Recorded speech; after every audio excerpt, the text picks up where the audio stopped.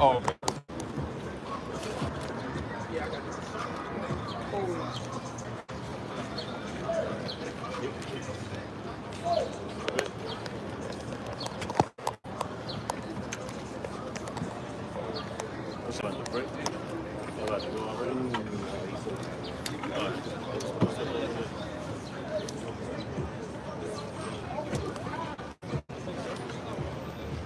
What was the one that was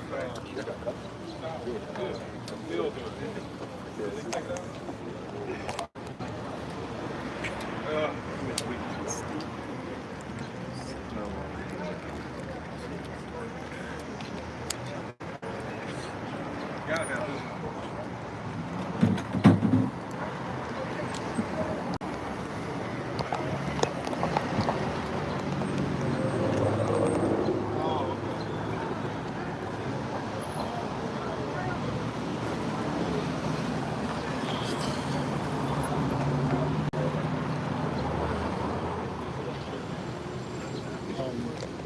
Put it to the side so you don't grab it.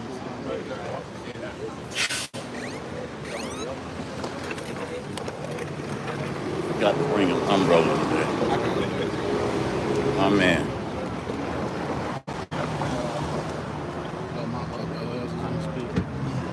Oh, that's even better, right? Man, one person.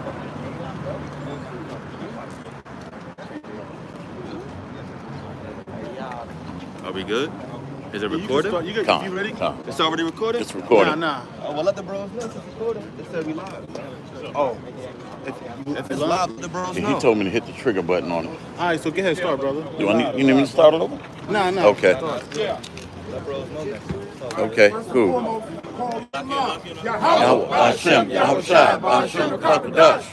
Double honors to the elder apostles and elder bishops for breaking those stone and rule well.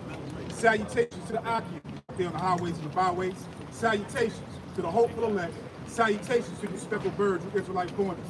Shalom to the Aqua, sitting and listening in silence as the scriptures say to do so. Okay, we are the DC Church. Okay, with Great Millstone.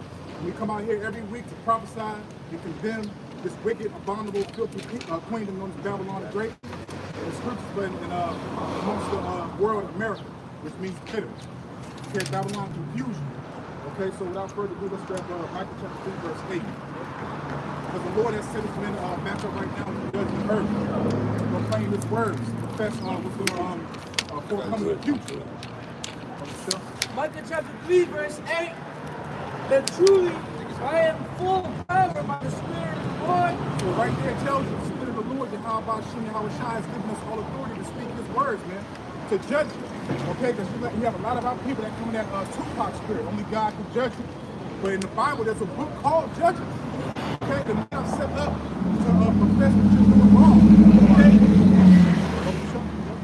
It says, and of judgment, and of might, to declare unto Jacob his transgressions, and to Israel his sin. Okay, to tell you where you're going off, man. Okay, all these other strongholds, these religions, you can be the same person that you was before. But when you come into your heritage, into this truth, you got to change, man. Okay, Romans chapter 12, verse 2, Bible Mishah. Okay, because you can't be the same person that you was in the world, man. A nigga or a bad beat. Now you got to be cleansed, man. You got to be purified, man. Point blank, period. Sure. Romans 12 and 2, and be not conformed to this world, but be ye transformed by the renewing of your mind. So you got to be renewed. You got to be transformed. Okay, and it's a process. It takes time. It's not going to happen overnight, over a week, a month, 1 year. It's a process for all this, man. Okay? That ye may prove what is that good and acceptable and perfect will of the Most High. Okay, it also says in the scriptures in Proverbs, we study to give an answer. Okay, and everything that we confess is of the scriptures. So I'll pick up on Romans 12 and 2, and be not conformed to this world. So don't be conformed to this world. What does this world produce? Okay, as you said, the army be all you can be now. America's saying is be as wicked as you want to be, man. Yeah, you got a lot of transformers walking around. You say anything about them, you get X'd out, canceled. You got all matters of wickedness just popping off, adultery, all types of stuff, man. Okay? It says, be ye transformed by the renewing of your mind, that ye may prove what is that good and acceptable and perfect will of the Most High. And also, too, the false idols that you worship, man. You were taught to worship Jesus Christ, okay, which is an idol, man. You know, Cesare Caesar Borgia, man, who was they chose that fool, that wicked individual to be a representative of Yahushua, man. You could just, man, and even, man, Esau's so crafty that he made a show on Netflix to show you what he's done. But Jack don't even take don't even take heed to none of that. Okay, matter of fact, Esau has a mentality of he think he's he think he's the Most High, because just like we're professing the words and telling you what's going to come in the future, Esau brings it to the forefront and shows you and then does it. So he really truly thinks he's the Most High. Yeah, Romans 12 and 2 from the top, once again. And be not conformed to this world, but be ye transformed by the renewing of your mind, that ye may prove what is that good and acceptable and perfect will of the Most High. And that's what we're out here doing. We're proving ourselves to be Yahushua, even though he knows his elect, man. Okay, because everybody can have mouth service, but we put in actions. Okay, yeah, we confess that we fear and love the Lord, but we show it with what? Actions. Okay, that's very important. We have to show forth with actions and not have lip service, man. Okay, because that's a lot of our people, man. Oh, I love the Lord, but you know, they go eat shrimp, crab, and lobster, with their brother's wife, you know, doing all types of wickedness, man. Jeremiah 5 and 1, run ye to Jeremiah 5 and 1, run ye to and go through the streets of Jerusalem, and see now and know, and seek in the broad places thereof. If ye can find a man, if there be any that executive judgment, that seeketh the truth, and I will pardon it.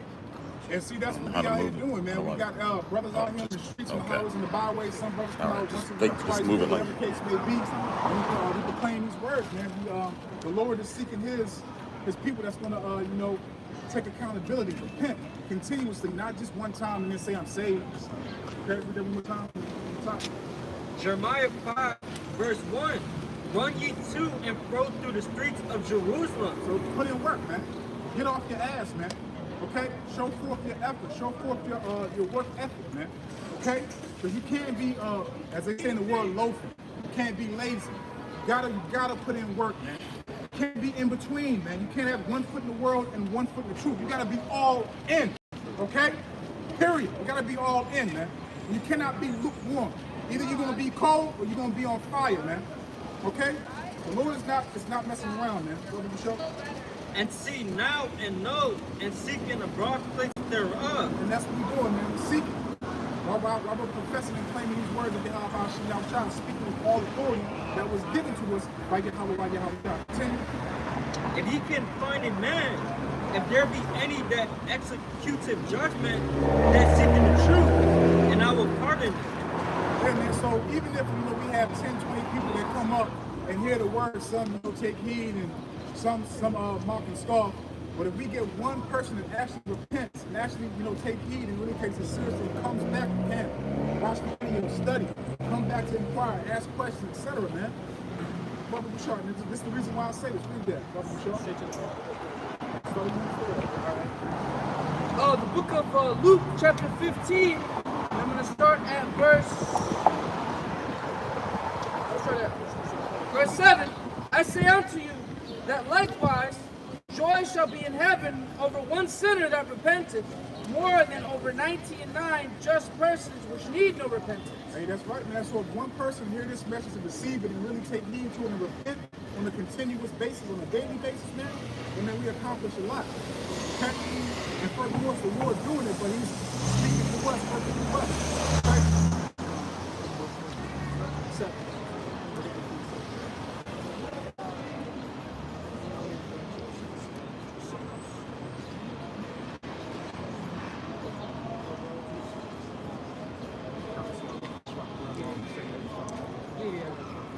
The book of 2 Ezra, chapter 1, verse 5.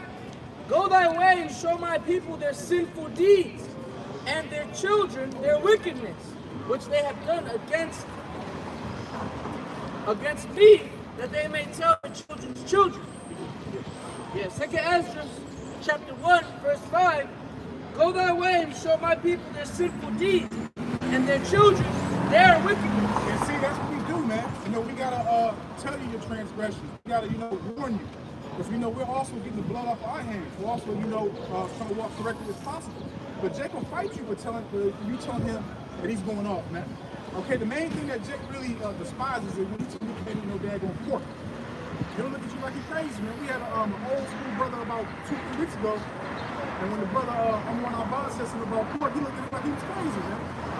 Jake takes that serious, man. Second Ezra 1:5, go thy way and show my people their sinful deeds, and the children their wickedness, which they have done against me, that they may tell their children's children. That sounds like a judge. And that sounds like you gotta do some work. You can't just sit on the ass, man. Okay? You can't just sit around and be a keyboard warrior, man. You can't just sit behind the laptop of the phone and not show your face, man. Matter of fact, Isaiah 30 verse 20, love to show. You're gonna see your teachers, man.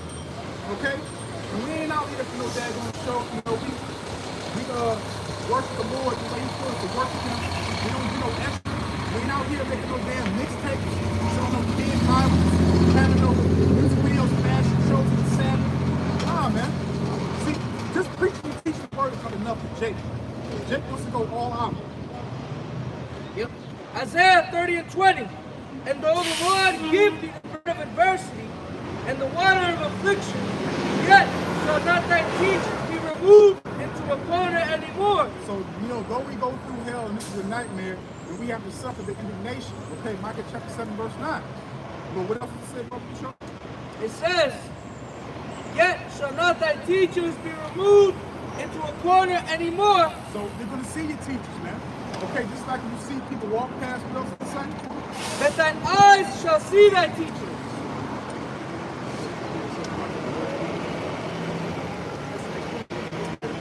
Verse 21, thine eyes shall hear a word behind thee, saying, this is the way, walk ye in it.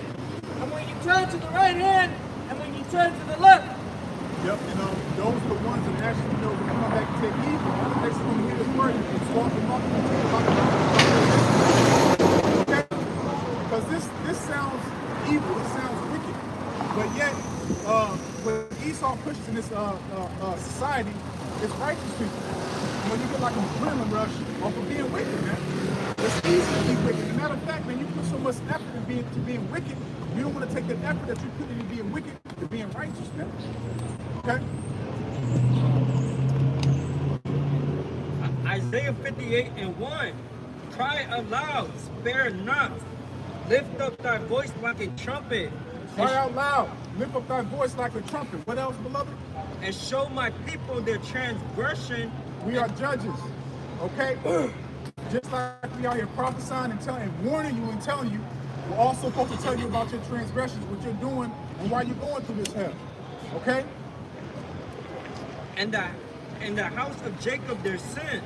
The Lord makes it clear, man. He's not worried about no daggone Edomite, Elamite, Ishmaelite, Hamite. He's only concerned with Israel, okay?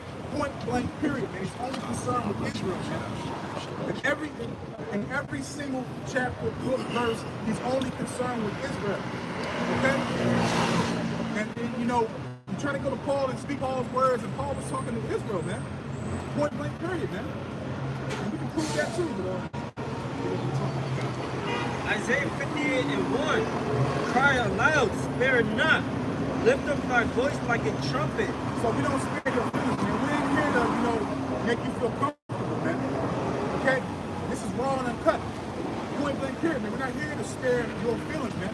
And it also goes into the law, man. What was it in judgment? You should have no respect for persons and that belong to the wise of. So Proverbs 24.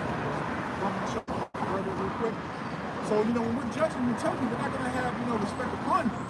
Okay? You know, and it may be delivered a certain way, but it all depends on your spirit. How you come at us, man. You come at us, you know, sincere, humble. You know, we're going to give it to you correctly, man, but it all depends on you. Isaiah 58. It's like it depends on the Lord. Let's say that. Isaiah 58:1, cry aloud, spare not, lift up thy voice like a trumpet. Lift up your voice like a trumpet. We don't need no daggone mics like these other camps, man. Okay? Yeah, man. You know, come on, man. Use your voice, man. Okay, stand firm, speak like a man. Continue to instruct. And show my people their transgression, and the house of Jacob their sin. We examine you. Okay, you come up, you inquire, you know, you ask questions. We ask questions, you know, to give you what the Lord wants us to give you the spirit, man. Okay? Point blank period, man. So you might come across and you might get judged that day and told about how you're doing wrong, man. Regardless if you like it or not. But we're not going to speak smooth things, man. I'm first grade, but go ahead and show.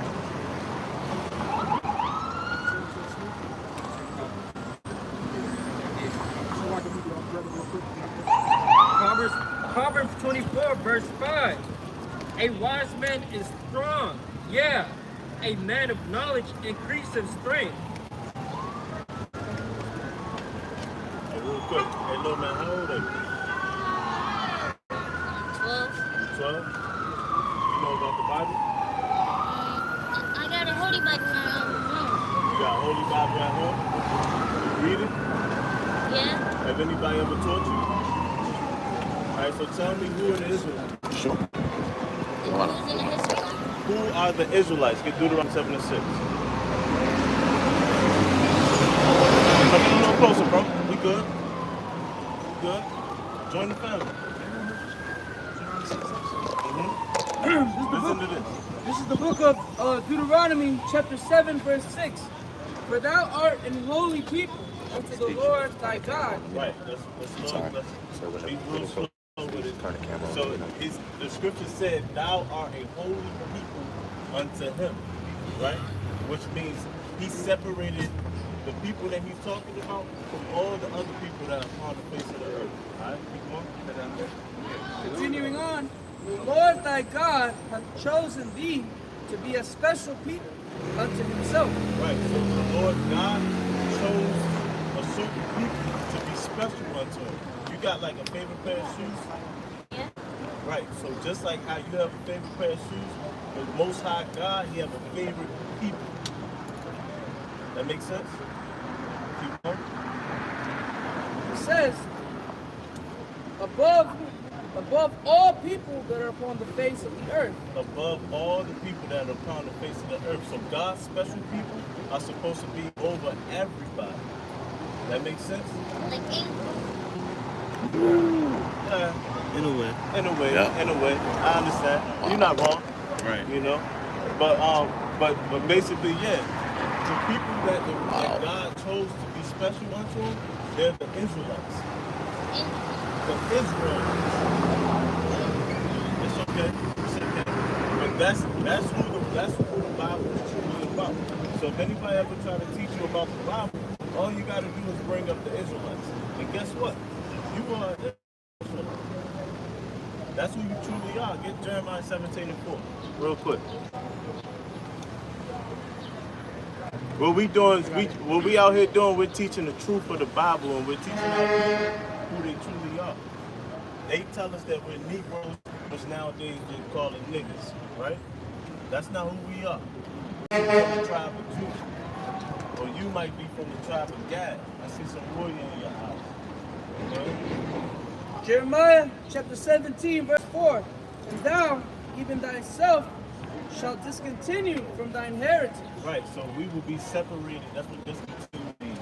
We'll be cut off from who we actually are. Keep going. It says that I gave thee, and I will cause thee to serve thine enemies in the land which thou knowest not. Keep going. It says, for ye have kindled a fire in mine anger which shall burn forever. Right, so basically what happened is God separated us from him because we pissed him off. How did we piss him off? By not listening to him. So in the Bible, you ever heard of the Ten Commandments? Yeah. Right, so tell me one commandment that's in the Ten Commandments. You know? It's okay if you don't know. But I have heard of season the 7 emissions. Okay, yeah. But all right, so one Ten Commandments is thou shalt not steal. And also lie. There you go. There you go. You see, you know something. So when we don't do that, that pisses the Lord off. Get Deuteronomy 28:1. Y'all jump in there too. Deuteronomy chapter 28, and I'm going to start at verse 1, and it reads, Start at 1. Deuteronomy chapter 28, and I'm going to start at verse 1, and it shall come to pass, if thou shalt hearken diligently unto the voice of the Lord thy God, to observe and to do all his commandments. So all it basically said is, if we listen to the Lord diligently and listen to his laws like the 10 Commandments, keep on. Which I command thee this day, that the Lord thy God will set thee on high above all nations of the earth. Right, so if the Israelites listen to God, he will set us on high above all the nations that are upon the face of the earth. Now, if we don't do that, people jump 15. Deuteronomy chapter 28, I'm going to jump to verse 15, and it says, but it shall come to pass, if thou wilt not hearken unto the voice of the Lord thy God, to observe all his commandments and his statutes, which I command thee this day, that all these curses shall come upon thee and overtake thee. So the Israelites did not listen to God. So all these curses did come upon us, and they overtook us. So have you ever asked yourself, you're from DC, right? Yeah. You go up and down the street. Have you ever asked yourself why all our people out on the streets, laying and sleeping on the streets? The short answer, according to the Bible, is because we cursed. We didn't listen to God. So that's why it's important to do your best to listen to God. Who are the Israelites? You know, and that's you. It's important for you to listen to God. You're not black. If anyone ever tells you that you're black, that's a lie. And see, it's like that don't make sense to you, right? But think about this. Look at your outfit. You got a black outfit on, right? Are you that? Look at your skin. Are you the same color as your outfit? That don't make sense. So why are they calling this black? You see? You gotta ask yourself these questions. You're 12 years old now. According to the Bible, you just became. Now you're responsible for your own sins. Now, who the Israelites are? Yeah, so you see the Israelites, like I told you earlier, they so-called, see how we say so-called? You say the Negroes, now they call them niggas. That's what they call them.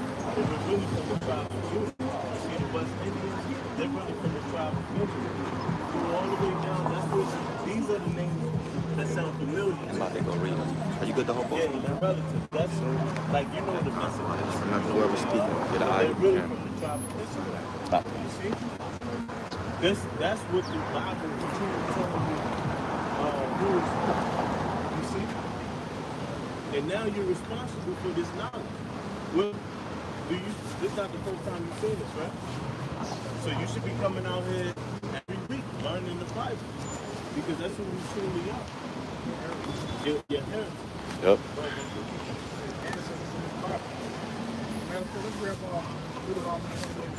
What's your name, bro? Ethan?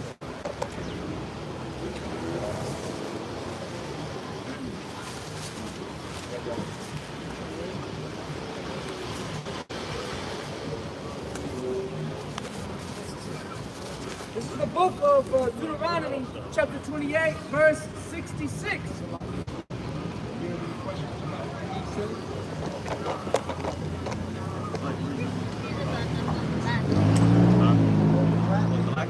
Yeah.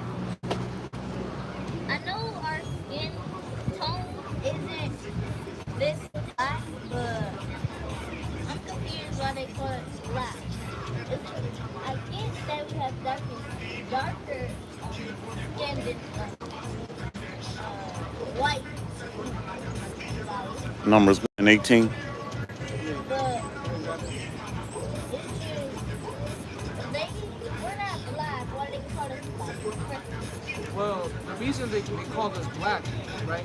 The same way how you saw, like the brother was showing you earlier, that we have different names on this side compared to this side, right? The reason they called us black is because they somehow taken our heritage, right? We lost our identity.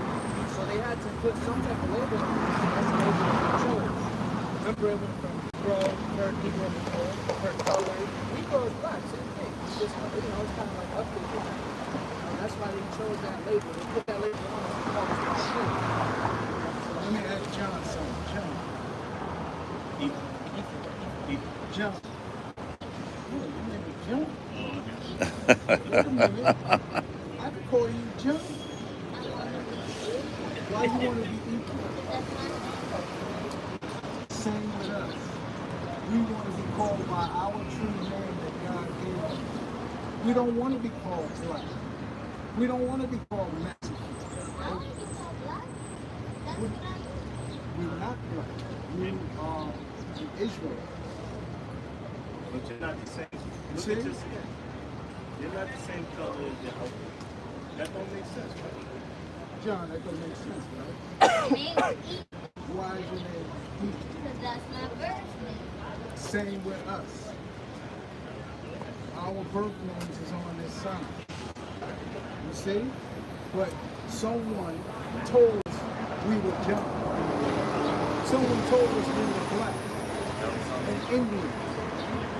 Why did someone tell us who we are? Just like I can't tell you who you are.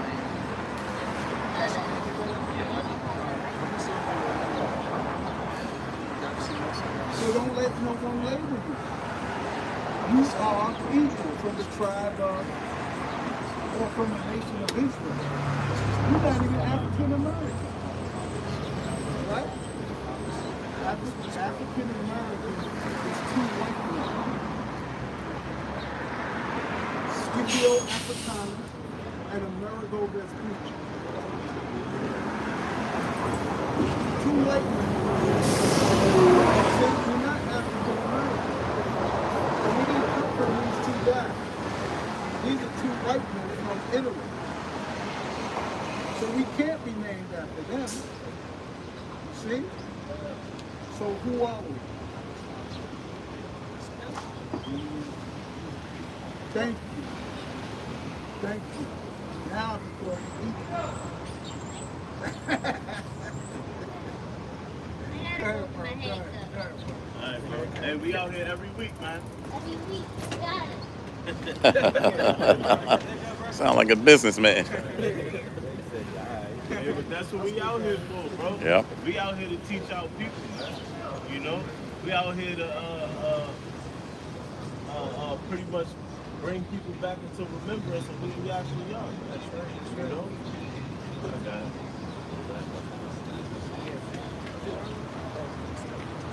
Psalms 83:1. Keep not those silence, O Yahweh. Hold not thy peace, and be not still, O Yahweh. For lo, thine enemies make a tumult, and they that hate thee have lift up the head. Right.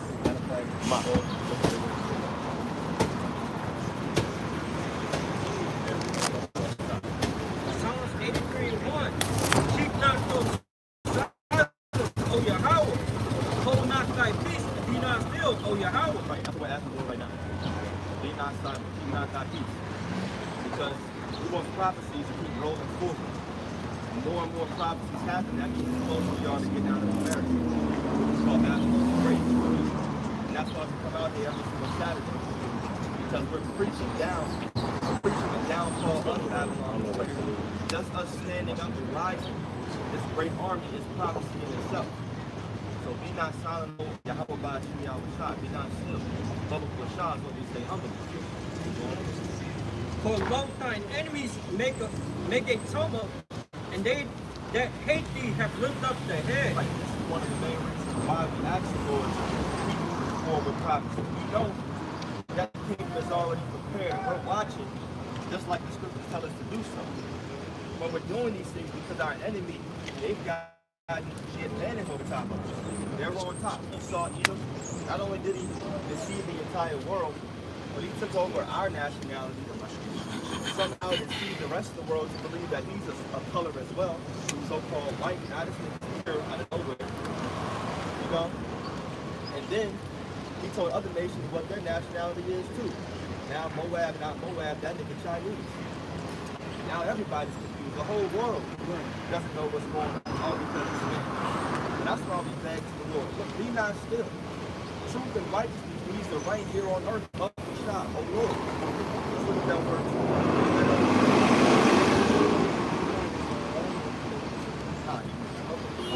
Yeah.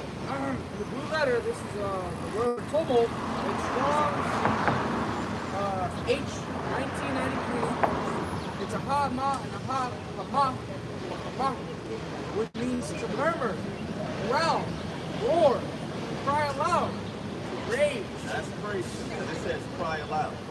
And we already read, brother read the Isaiah 58. We're supposed to be crying aloud. We got to start, ever since this nigga came out the cage, he's been crying aloud.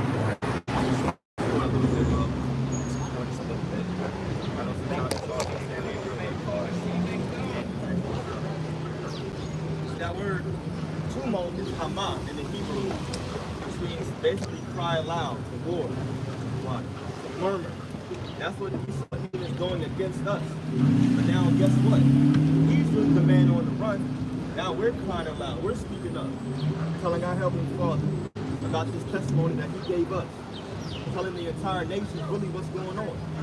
Ever since this man came in power in what? We'll say the mid to late 1300s. We have that Renaissance period, aka rebirth. He did what? Nothing but deceive the nations. And that's that tumult that happened in Psalm 83. Psalms 83:3. They have taken crafty counsel against thy people. Right, we named one of the crafty counsels already. So now let's speed it up to the time that we're in right now. What's more crafty counsel that this man is going to do? He's coming with the prerogative, the MOB, while the rest of the world is blasting music, playing games, acting as if they really believe in God. This man Esau is going to come down like a roaring lion real soon to deceive the nation even more, to be even more crafty. So we got to be on point. And consulted against thy hidden ones. They have said, come and let us cut them off from being a nation. Right now, I wanted the little Jake to hear that part. It's very important. It would have helped them out. The reason why he's like, no, I am black, is because we were cut off from being a nation, a people. Because black is not a nation, it's a color. And like the broken nine said, you're not the color of your pants. And he kind of was confused, like, damn, I'm not. But you don't hear phrases like that all the time.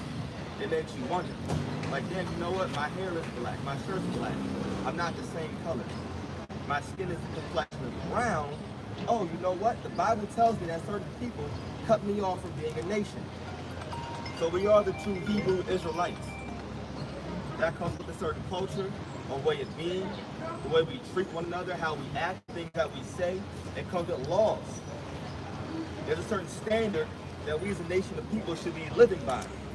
But now our people want to live by whatever is called black. And what comes with that bullshit. They want to live by adultery. They want to live by having sex with whoever they want to have sex with and however they want to do it. They want to keep their own kind of dietary laws. Our people are not thinking about the Lord, and they're not inquiring about their forefathers. Job 8 and 8, that's one of them, right? Why I pray them. They're not thinking about their forefathers and how Abraham, Isaac, and Jacob acted, things that they did, how they conducted themselves amongst each other. That's why there's no goddamn brotherly love in Babylon the Great. Maybe around other parts of the earth, but it's slim. You don't get it at all. Go ahead and read that for me. Job 8 and 8. For inquire after thee of the former age and prepare thyself to the search of their fathers. Right, so we have brotherly love. That's one thing. If you say that to a Jake out in the world, that nigga think you're gay. You say brotherly love, next thing you say no homo. What? Pause. Yeah. What you talking about? You serve brotherly love. Pause. You remember that episode of Bulldogs when he did that shit to his father? I feel it was funny as hell. Granddaddy, you just I'm dead. You gotta say pause out. No homo. That's how the world is right now, though. They gotta be cooler than cool. Gotta be always on the next trend. Nah, trends were already set. We're supposed to be stepping back into the legacy of being sons of God. That's what we were called before we were known as Hebrew Israelites. So you got Jakes out there who say, well, Abraham wasn't an Israelite. Okay, maybe short at that time. But is he not still in the legacy of the sons of God? Hell yeah. And these be the same Jakes that be so enlightened. I believe in reincarnation. Well, what line is Abraham going to come back to? And tell me that. And then you tell me what his nationality is. It ain't Moab. It ain't Ammon. So what is it? Job 8:8. For inquire, I pray thee, of that former age, and prepare thyself to the search of their fathers. Good to see you. What's my true nationality? It can't be black, that's the color. What does it truly mean to love? What are these laws, statutes, and commandments? What do they say? You can learn something every single day in the Bible because there's nobody on earth right now. Well, you got that one little small, remember that small Jake? There was a small little female, she was like 12 at that time. She could recite the whole Bible. Maybe she could recite all 614 notes. But you can't tell me that you can. There's something always that we learn. Diving into the law, learning about our different cultures, things like that. Search out the way of your forefathers. Prepare your mind for that. You should want to do these things as well. You shouldn't want to learn more about how Esau tells you to conduct. No, you should be searching about what the Bible says we did. Go back to Deuteronomy for me. Let's move on that. I'm sorry. Psalms 83:4. They have said, come and let us cut them off from being a nation, that the name of Israel may be no more in remembrance. For they have consulted together with one consent.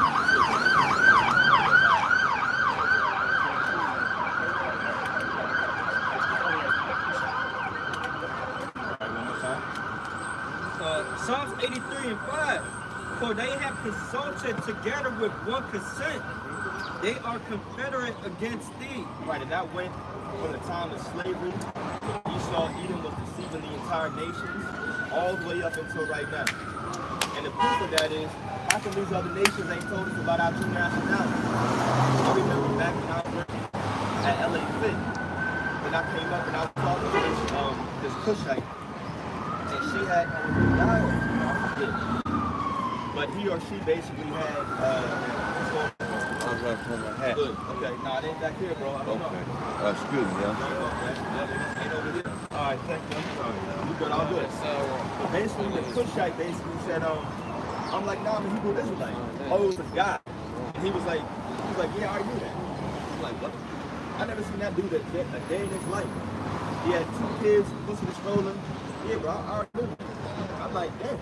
He was like, my forefather Ishmael. You know, how whatever his accent was. But they already know. Now, if a lower level Cushite knows that, you don't think his top leaders know? How come they even come out and said these things to us? Told us as a whole, no, you guys aren't black. So they're still responsible for deceiving us when it comes to who we are as well. They don't want us to know, because even they know if we come back to who we are, that means the downfall of their kingdom too. When Babylon falls, all these rest of the nations are going to fall. That's in Daniel 2 as well. But if you know what Babylon is, like the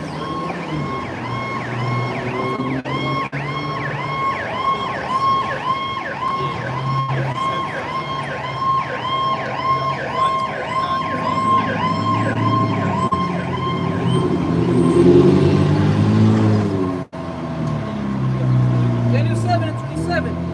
And the kingdom and dominion and greatness of the kingdom under the whole heaven shall be given to the people of the saints of the Most High, whose kingdom is an everlasting kingdom, and all dominions shall serve and obey him. Right, that's a good one right there.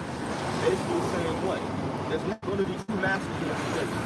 We're not going to have Esau, Edom ruling.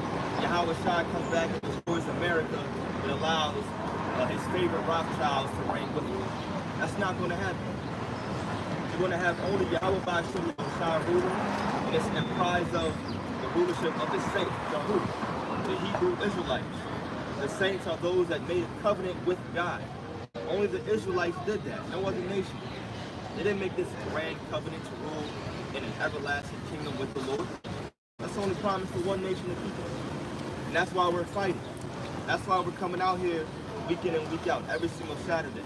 It's a very, very important message that we have to convey to our people. Some listen, some don't. It's okay. The ones that don't, they're going to be back in the kingdom, looking at us and saying, now I see why y'all were out there. Oh, okay, this is what y'all were fighting for righteousness to reign on earth. That's 2 Peter 3:10. Let's grab that too. That's why we're out here, because righteousness is not going to reign on earth by Moab rule. Now, in my humble opinion, will there be less evil than Esau ruling? Maybe. You never know. Because that nigga is evil. But Moab, he ain't too much better. Esau right there, Moab pushing. Moab pushing the whole world with dogs and rats and cats. That's what's happening. You know, because right now, I'm not mad, they trying to listen. They like it.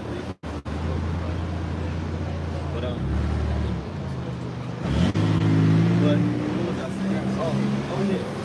Moab was the number one eating meat in America is chicken. Makes sense. Right, the number one meat over there in Moab land, China, is he didn't have that throughout the rest of the entire world. Now, I thought pork would be number one here in America, but it's not. So you think about it, obviously, motherfuckers wake up and go to Chick-fil-A. You know what I'm saying? So Chick-fil-A, McDonald's, KFC, Popeyes, you know what I'm saying? Just chicken for breakfast, lunch, and dinner. Yeah. Moab was doing living pork over here. I wasn't too much better. Right, let's go over to Second Peter 3:10. But the day of the Lord will come as a thief in the night, in the which the heavens shall pass away with a great noise, and the elements shall melt with fervent heat. The earth also and the works that are therein shall be burnt up. Right, so that's one of our main messages right there. Now, if you hear something like that, you walk by, or if you're on YouTube and you hear that for the first time, it should strike a certain fear in your heart. It's talking about an end time prophecy, and it said all the elements of the earth shall be burnt up. Burnt to a goddamn crisp. And you telling me you believe in the Bible, but that doesn't make you think, damn, well, how the hell do I escape from that shit right there? If that's the case, you don't really believe in the Bible, just be real about it. Be real with yourself. That's the first step they always say. You gotta admit it to yourself first. It's true. It really is true. Like, yeah, you gotta accept it, right? I say that I believe in God. I say that I fear God.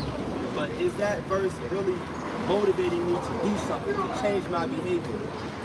You gotta inquire about that other time, sit and meditate. Because if it's not, you need to pray and fast, for real. Like, no joke. But that's one of our main messages. That's coming to the entire world. Just like in the day of what? Of Noah. People weren't listening. They didn't claim. I'm sure you had some that probably thought about it like, damn, Noah's been building this ark 50, 60 years right now. And then year 90 coming, they like, damn, well, maybe I'm son's case. He might be right. Nah, and then it just kept walking. It's the same thing happening right now. People ain't really inquiring. They just want to claim that they believe in God because it sounds good. It looks good. Yeah, I'm a Christian. You ain't no believer in the Messiah. Second Peter 3:11. Seeing then that all these things shall be dissolved, what manner of persons ought ye to be in all holy conversation and godliness? Right, so there it is right there. That's the answer. The very same or next precept. Letting us know how we should be conducting ourselves. It said all holiness and right, meaning what? Putting on this word, scriptures. That's what that means. It don't mean that you're keeping all the law 100%. It's not going to happen. But what it means is that you're walking in the spirit of Yahweh by Hashem Yahushua. You're following after the manifestation of which is done. My sheep hear my voice and they follow. That's all that means. So now we're working towards righteousness. We're doing our best to be holy. We're separating ourselves. Because God said it himself in the book of Leviticus, he severed us from the nation. I mean, he put that separation in between us and Israel, between us and Ammon. There's a separation there. We should be striving to come back to that. You should be going about in this world and noticing that your actions and the way that you think are different from other people. You're in different trials and tribulations that the next man may be in, but because you're a holy individual and you're walking in the spirit of Yahweh by Hashem Yahushua, you guys are treating those two situations completely different.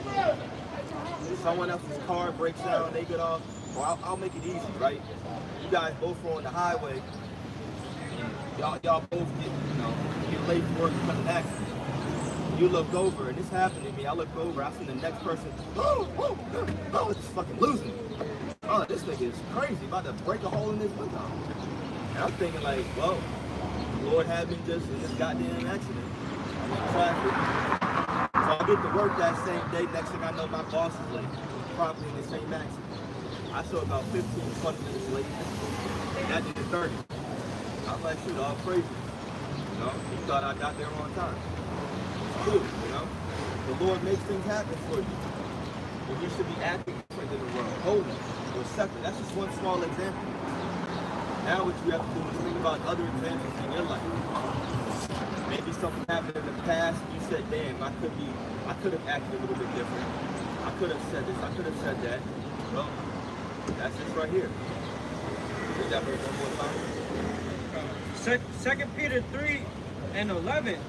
Seeing that all these things shall be dissolved, what manner of persons ought ye to be in all holy conversations and godliness? Right. Number one way that we can separate ourselves from this world is by watching and praying. And that's the one thing, the number one thing that Jake ain't doing. 2/3 of our people are not watching for the return of Yahweh Shai. And they may claim that they believe in, Jesus. They may claim they believe in it, but you ask a regular Jake out here, what are the signs of his coming? And I bet you half of them can't even answer. They can't do it because they don't know that Matthew 24 outlines these things. They don't know that Luke 21 outlines these things. Not diving into it. Majority of people don't even know about the downfall of the dollar right now. You ask a regular Jake, I'm asking the next Jake that walks by, what is the BRICS name? I'm just curious if they know. I bet you half will say, I don't know. No. Right. What? BRICS? You catch BRICS, no, you. It's gonna be something stupid like that, you know? Something dumb. Yeah. You know? But it's important to get an understanding of these things because it allows us to know what time we're living in right now. Now what's happening is you have these different nations in Africa and these different politicians, they sided with Russia. Now everybody should know that Russia and America, they're not best friends. They're not BFFs right now. They're damn near, you can just call them for the enemies right now. They don't like each other, and it's been pushed out there. Especially Putin. My man Putin put it out there. Fuck America. Now you got these African nations.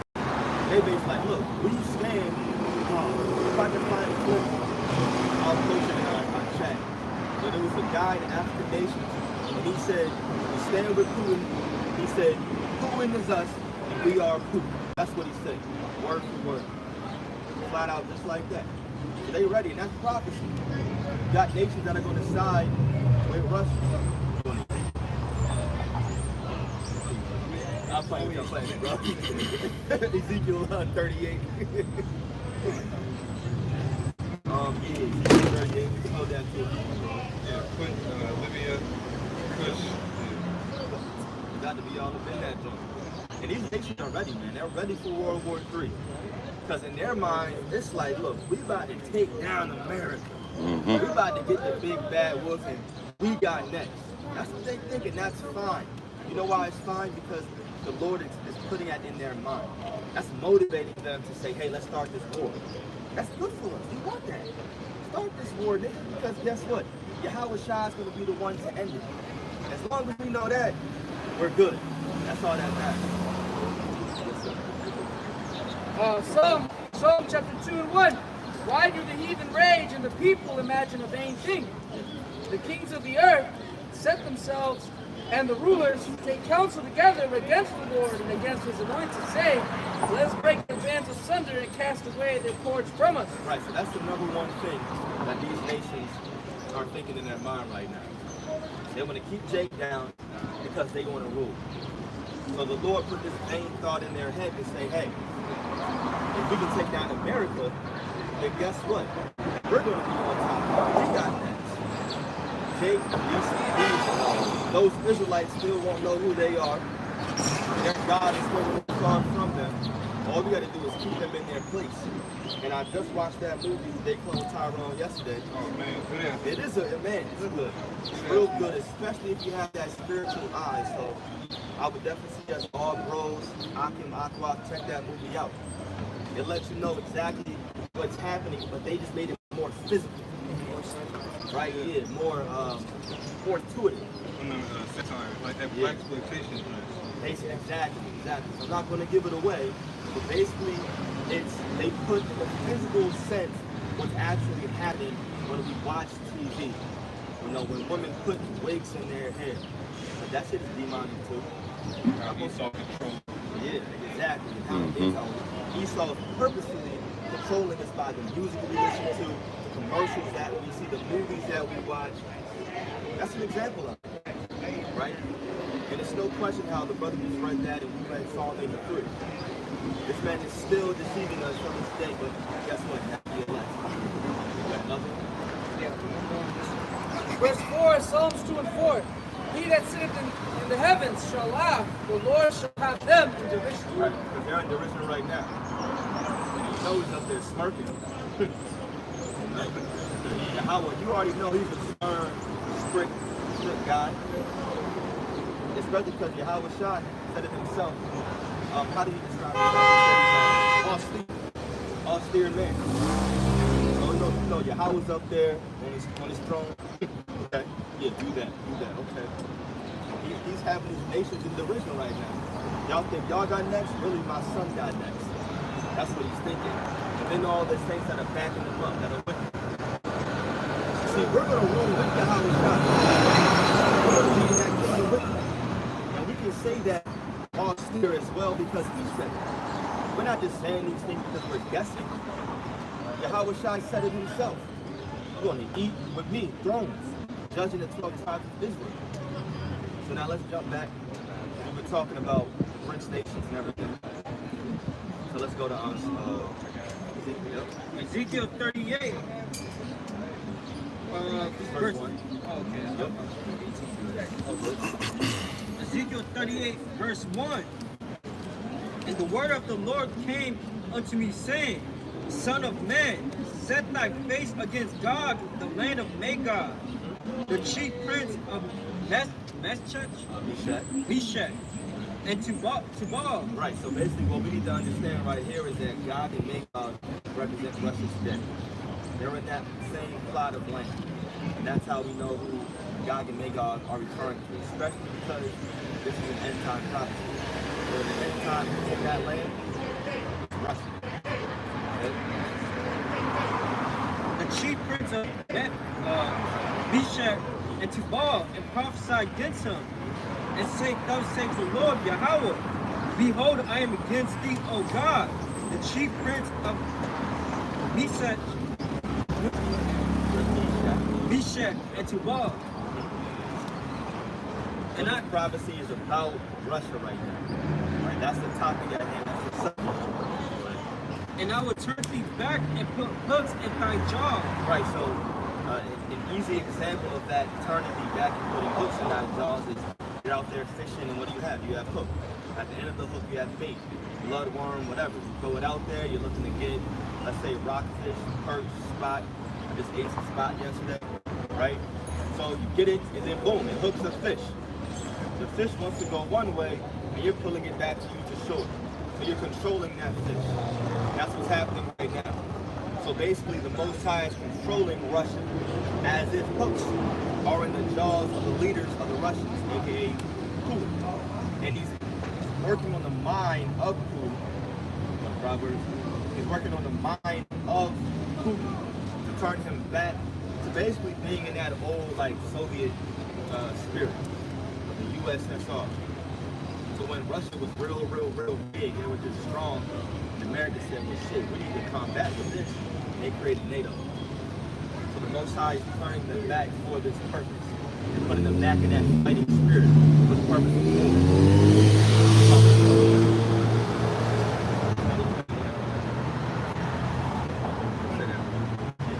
Proverbs chapter 21, and we'll start at verse 1, and it reads, the king's heart is in the hand of the Lord, as the rivers of water, he turneth it whithersoever he will. Right, so the king's heart, it says, is in the hand of the Lord. And it's, say it again. It's a preset, Malak, whenever you're ready on the comment board. Bring it out, Yeah, this is from the comment board. This is the book of Proverbs, chapter 20, verse 24. A man's goings are of the Lord. How can a man then understand his own way? Right, that's perfect, because what I was going to say is, it makes sense that the king's heart is in the hand of the Lord, because everybody's heart, meaning your mind, is in the hand of the Lord. Every single one of us up here, everybody walking by, no matter where you're going, that's the smallest thing in life. You thought you got up that day to go to Starbucks because you wanted that latte, but really the Lord made you do it. You know, whatever his purpose will be at that moment. But that's a small example on purpose. So, of course, the king's heart is in the hand of the Lord, because he's the one that put that king in power. And the king right now of Russia is Putin. So the Lord is turning him back, as if hooks are in his jaw, and making him be in that fighting spirit, making him be in that warlike spirit, because World War III is prophesied in the Bible. That's coming very, very soon, and that's going to be the downfall of Babylon the Great. That's the one thing these other nations, y'all do got me correct. World War III will be the downfall of America. But it don't mean that's y'all time to rise. Yahweh Shai is coming. He's coming back very soon. That's our main message. Let's come back down to Psalm 83. Stop. You will never drop the last piece. Psalms 83 and 3. Yep. They have taken crafty counsel against thy people and consulted against thy enemies. I'm sorry. I'm not. You're good. Ezekiel 38 and 4. And I will turn thee back and put hooks into thy jaws. Yep. And I will bring thee forth in all thine army, horses, and horsemen. Yep. All of them clothed with all sorts of armor, even a greater company with bucklers and shields. And I would, Ezekiel 38 and 4, and I would turn thee back and put hooks into thy jaws, and I will bring thee forth in all thy army, Yep. horses, and horsemen. Horsemen. All of them clothed with all sorts of armor, even a great company with buckler and shield. Alright, so for y'all bros, if you know this is talking about war, and of course Gog and Magog is Russia, what is that talking about specifically when it says their horses and horsemen, shield and buckler? What could that be talking about? War weapons, tank, like the war weapons and stuff, tanks. Yeah. That's what you're gonna say? Yeah. Pretty simple. Alright, so that's all that is. We gotta speed these things up because Ezekiel got this vision, but he sees Ezekiel sees tanks and flying shit. He's like, all right, that's a horseman, you know, wrote it down. Yeah, you know, he's seen guns, machines, and he's like, all right, that's a sword. You know, all of these things. So he uses the terms that he knows at that time. As a matter of fact, the only terms that are ability to use. That's all that's talking about. Very simple. And that's why like Apostle Kahar said years ago, once you learn certain dynamics of the scripture, you kind of just read through any chapter and just get a gist of what it's talking about. Because they're really just kind of all saying the same thing in their own specific visions. Because Ezekiel not the only one that prophesied and saw World War III. Yahweh Allah saw it, Joel saw it, right? Who else? Isaiah saw it. That's Isaiah. Yep, he saw it. They all saw it, you see? Who else? I'm washed, he saw it. Boom. It's all there, right? So now you can kind of just go and, okay, that has to be what that's talking about right there. Precept upon precept. Go ahead, bro. Ezekiel 38 and 4. And I will bring out, and I will turn thee back and put hooks into thy jaws, and I will bring thee forth in all thine army, horses and horsemen, all of them clothed with all sorts of armor, even a great company with bucklers and shield, all of them handling swords. Yeah, it's in a great company. Go ahead. Persia, Ethiopia. Right, so Persia, that's your Iranians, right, today. And then it said Ethiopia, that's the Wash, Kush. So these nations are going to be outlined. So, right, we're bringing these out because we talked about these BRICS nations. We talked about these different so-called African politicians that are literally saying out there, oh yeah, I'm with Russia. Well, that's because of biblical prophecy. I know you were Russian, my man. We're going to be proud about it. Right? Yeah, let us know, let the world know, because this is biblical prophecy. And they don't even know. Persia, Ethiopia, and Libya with them. All of them with shield and helmet. Gomer and all his bands. Right, Gomer, Turkey. They're all going to be there. All these nations are going to side with Russia. And they're going to band together as allies. And they're going to fight against Yahweh Shai. Now, when you read the book of 2nd Ezra 13, you can jump there. Because it goes into that story. And they're calling it a story on purpose. Because when you read the entire chapter, it's only natural that you start visualizing. Just like when you read, like, what is it, Isaiah 34? It almost seems like a story as well. It's a great stuff. This whole thing is a great story. But you read through that and you're like, man, it's so visual. Like, God damn, this is going to happen. So start around verse, what is it? 6-11. Okay. It's the dream, 13. Go to verse, or 9. Yeah. Oh, 8. Alright, because it reiterates itself twice. Second Ezra, chapter 13, verse 8. And after this I beheld, and lo, all they which were gathered together to subdue him were so afraid, and yet there is fight. Right, so this is talking about all those nations. I mean, quite a few of them that are going to band together in this upcoming World War III, and then they're going to see Yahweh Shai, and they're still going to fight. Now they're going to be like, what the hell is this? That's what they're going to be thinking. This is a real live alien invasion on some movie type shit. They're going to be afraid at the States, but they're still going to fight. This is coming. You got to imagine this. Because people are going to be caught up in that shit here on earth. While Yahweh Shai returns with his band. Whether you be cool. You got Esau and his band, and they're fighting together. People are going to be still here on earth seeing it and caught up in that interaction.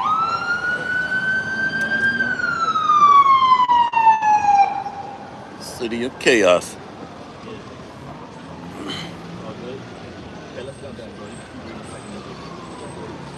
Second Ezra chapter 13, verse 8 again. After this I beheld, and lo, all they which were gathered together to subdue him were so afraid, and yet there is fight. And lo, as he saw the violence of the multitude that came, he neither lifted up his hand, nor had sword, nor any instrument of war. Right, so this is talking about Yahweh Shai when it says he. So go ahead. Verse 10. But I only saw that he sent out of his mouth as it had been a blast of fire, and out of his lips a flaming breath, and out of his tongue he cast out sparks and tempests. So what's that, bro? I'm curious. Yeah, that's all it is. He's coming back, and not only are you going to have Esau even trying to fight the Lord, and the Lord fighting back against him, and overpowering him with absolute, domination. You're going to look like Bud up in there. Wait, Bud beat down Spence. That's how Esau about to catch his ass with him, just like that. Easy, no licks and no hits, nothing. But then Yahweh Shai is also going to be using those same blasts right out of his mouth, his lips, to also destroy Babylon the Great. It's going to be nothing but chaos being caught up in it. Verse 11.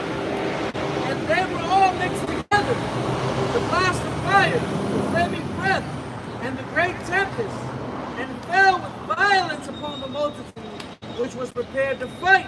Yeah, which were prepared to fight. So fell with violence. And it says that. Revelation 19, right? To make wars with them, right? Yeah, let's grab that. Yeah, I guess. Read it. We'll find it. Revelation chapter 19, and I'll start at 11. And I saw heaven open, and behold, a white horse, and he that sat upon him was called Faithful and True, and in righteousness he doth judge and make war. That is right there. Now you have to ask yourself, hold on. My entire life, I was told that God is all love. So now, if God is all love, let's use logic here. Let's not be simple. Let's really dive deep and let's dive deep and test our faith. We were taught our entire life that God is all love, so why is he coming? It says to make war. Ask yourself that question. Hey bro, have you ever heard that verse? It says that God came to make war. Have you ever heard that? Yes. Yeah? You know what book that says? I got you. We're going to read it for you again, bro. Go ahead, man. This is the book of Revelation, chapter 19, verse 11. And I saw heaven open, and behold, a white horse, and he that sat upon him was called Faithful and True. So that's our Lord and Savior. That's the name for him, a title. Like Faithful and True. And in righteousness he doth judge and make war. Right, so when the world ignorantly calls Jesus, he's coming back and he's going to actually make war. That's something that the rest of the world doesn't know. They don't read those kind of verses. You know, those verses, they don't make them feel good. It goes against what they were taught from birth, that God is all love. He's not in control of death and war. That's Satan. It's got to be the devil. It's the devil. No, God is coming to do that. Right? So we have to ask ourselves, now the next question is why? Why is God coming to make war? It's because these nations have to go down, and it was always predestined for him to do. As a matter of fact, I think it's in 17, or maybe still in 19, where he had all the crowns on his head.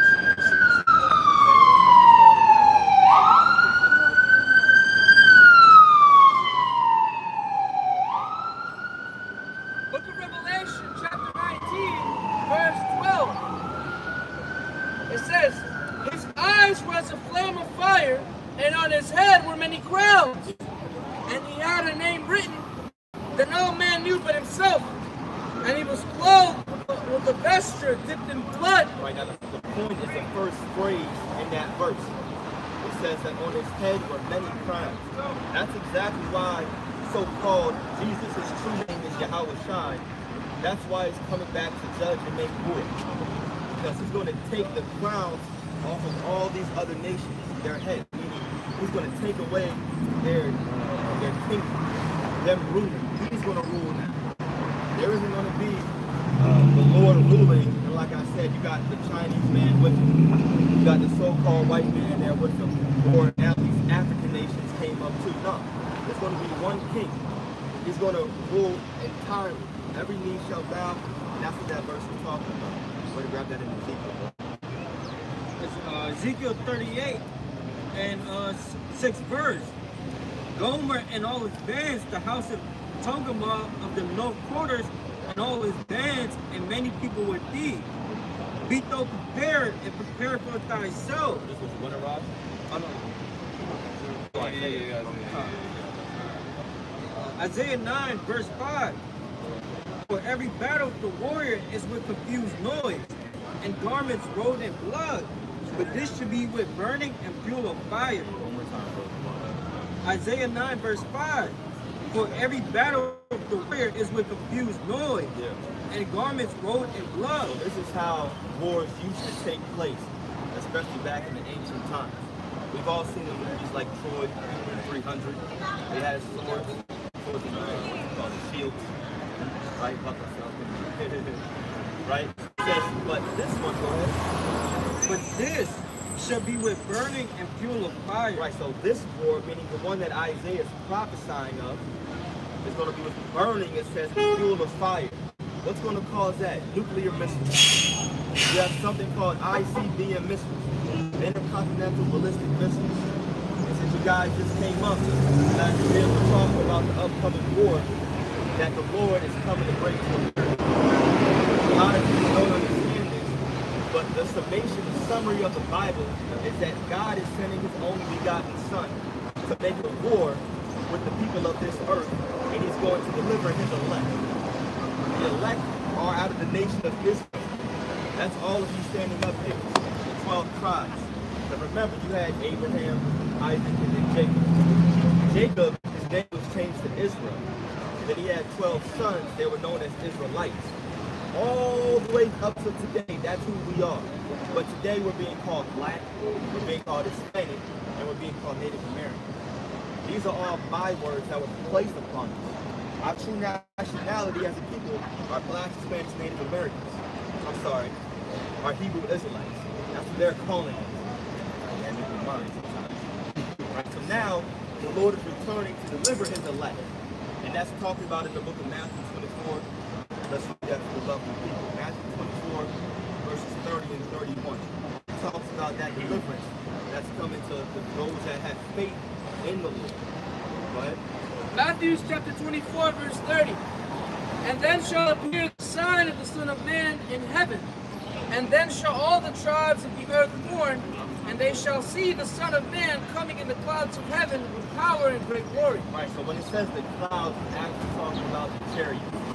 There's no question why you have all these talk of UFOs now, and the government, the military coming out, they just can't contain it anymore. It's just out there so much. They're like, look, yes, UFOs are real. But what they're not telling us is that these UFOs are really chariots of God.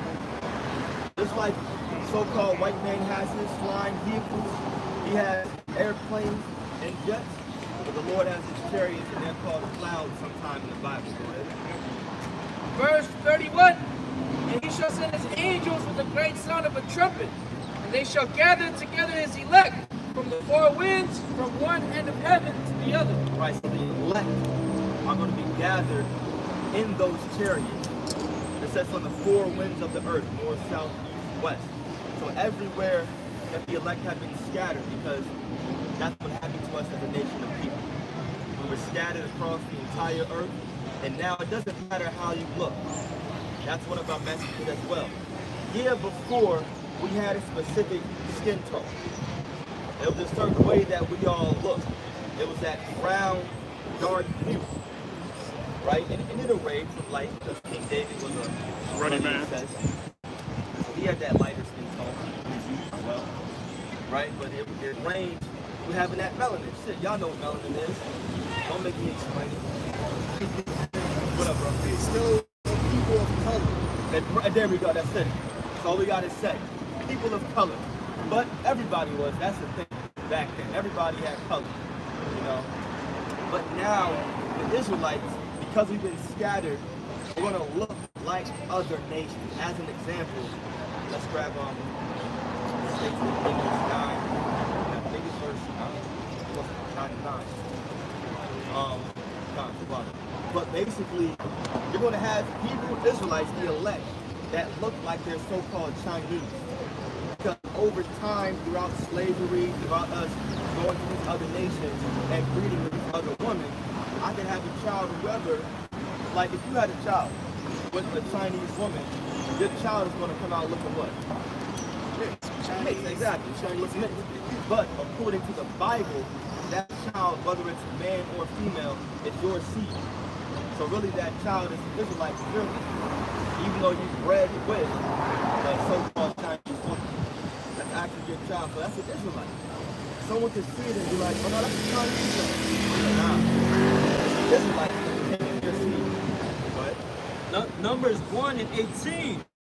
They assembled all the congregation together on the first day of the second month, and they declared their pedigree after their families by the house of their fathers, according to the number of the name, from 20 years old and upward by their polls. Boom. So it states right there how you actually state the head of your household and how things are transferred. Right there. It's all from your son. Because he's based on your father. Based upon your father. That's why I said that. Right? Now we go to Abraham. Yep. Yeah, because you always hear Abraham, Isaac, and Jacob. You know, you don't hear Sarah, Rebecca, and Leah. Yeah. You know, Sarah, Rebecca, David.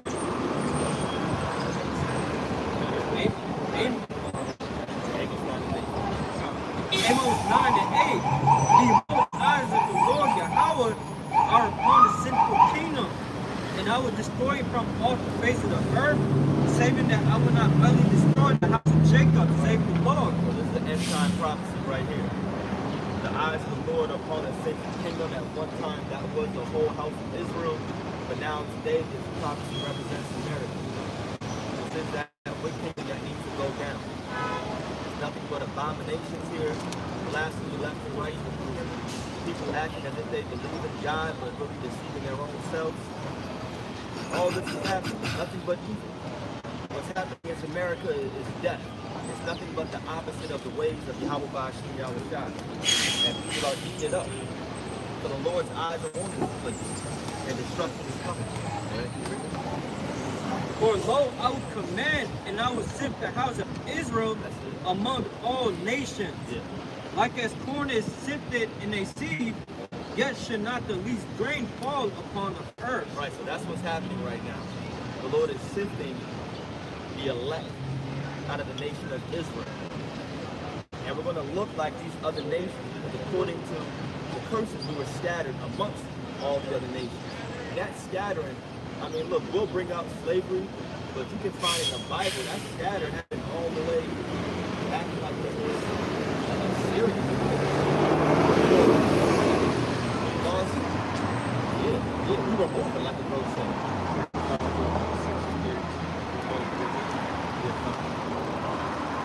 It's hard, I forget if road type of the word registry. I think that brings up another one, like in I used to know where it is in the book of Esther.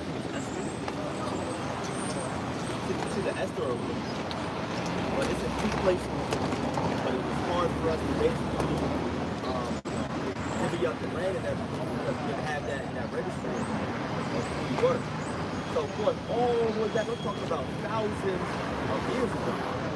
How much harder would it be today? Now you got the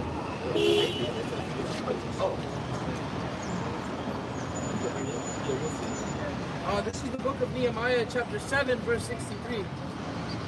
No, I'll start at 64. These sought their register among those that were reckoned by genealogy, but it was not found.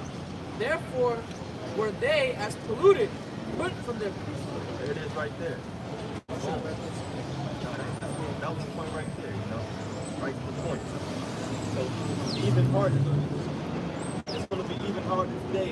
And now you have, I'll put it like this, you got the people in the Holy Land right now. You ask them, how do you know you're an Israelite? Well, my family tree. They claim they have a family tree that goes all the way back to Abraham. It's not possible. It's not possible. The Bible tells us that the true Israelites will have lost their nationality. You're not going to be able to have a registry going all the way back there. Unless we wouldn't be up here, literally, I'll literally say, we wouldn't be using the spirit to gain our nationality. Not the case. You'd be able to go back and say, all right, oh, it's a new brother, where you from? Who's your father? But who? All right. Hey, check that for me. It's not happening like that. Get them a garment. You know, got some land for you. It's not happening. Yeah, come back when you do your ancestry.com. No, it's not happening. It's not happening. Second Chronicles 6:32.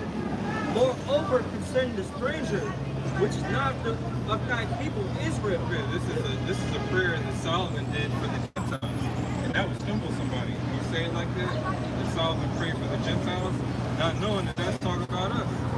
This chapter is talking about us right here. Go ahead, bro. Moreover, concerning the stranger, which is not of thy people Israel, but is come from a far country for thy great name's sake, and thy mighty hand. Right, now the name is dreadful among the heathen. So if somebody comes from a far country, they had to have been an Israelite. They're not going to travel all that way just to get judged by the names Yahweh and Yahweh Shah. That makes no sense. Go ahead, bro. You got it. Keep on going. And thy stretched out arm, and they come and pray in his house. Then hear thou from the heavens, even from thy dwelling place, and do according to all that the stranger calleth to thee for, that all people of the earth may know thy name and fear thee. As that links up with the scripture says, so shall they feel their name from the west even unto the east. Because we're the ones that are bringing that fear. You know, we're the ones that are teaching the names and the fear and the law, statutes, commandments, and the faith in Yahweh Shah. Yeah, that's good. Keep going, bro.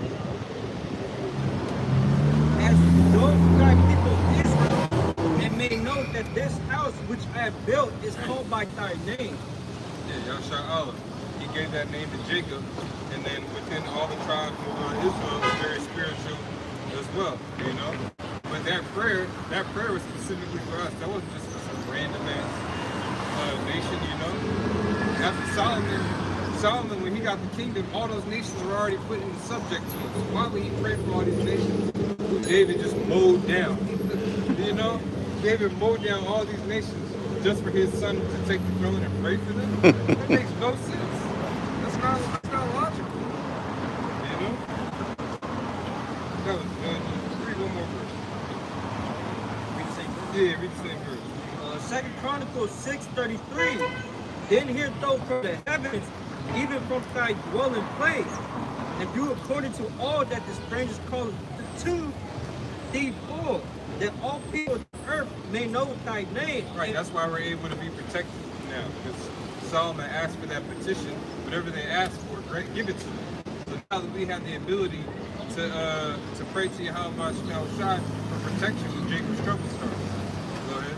And fear thee, as those thy people Israel, and may know that this house which I built is called by thy name. Or to the other one, you know, Jerusalem. These are all names given from the heavens placed upon us, you know. That was it. I think you might have to show them we're scattered, you know. Doesn't matter where we are, if we come back in faith, we'll be all right. And it don't matter what we look like in the spirit. Yep. Yeah, the Lord is not worried about the way you look. The only thing the Lord is concerned about is your faith. What kind of faith does that brother have spiritually? That's how we discern as well. That's the only thing that we're concerned with. And you have the faith, do, great, you do. If not, moving on your merry way. But we got first thing this one.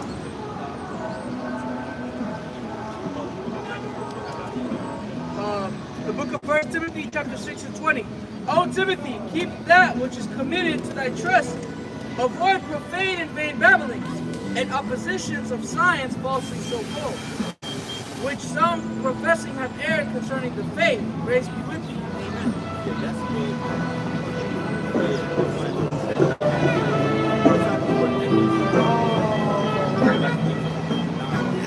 I think it's 1 Timothy 1 and 1, my love.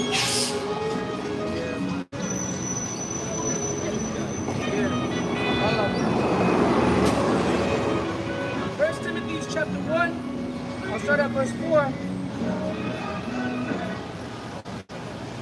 Neither give heed to fables and endless genealogies, which minister questions rather than godly edifying, which is in faith. So do. Right. It ministers those kind of talking about.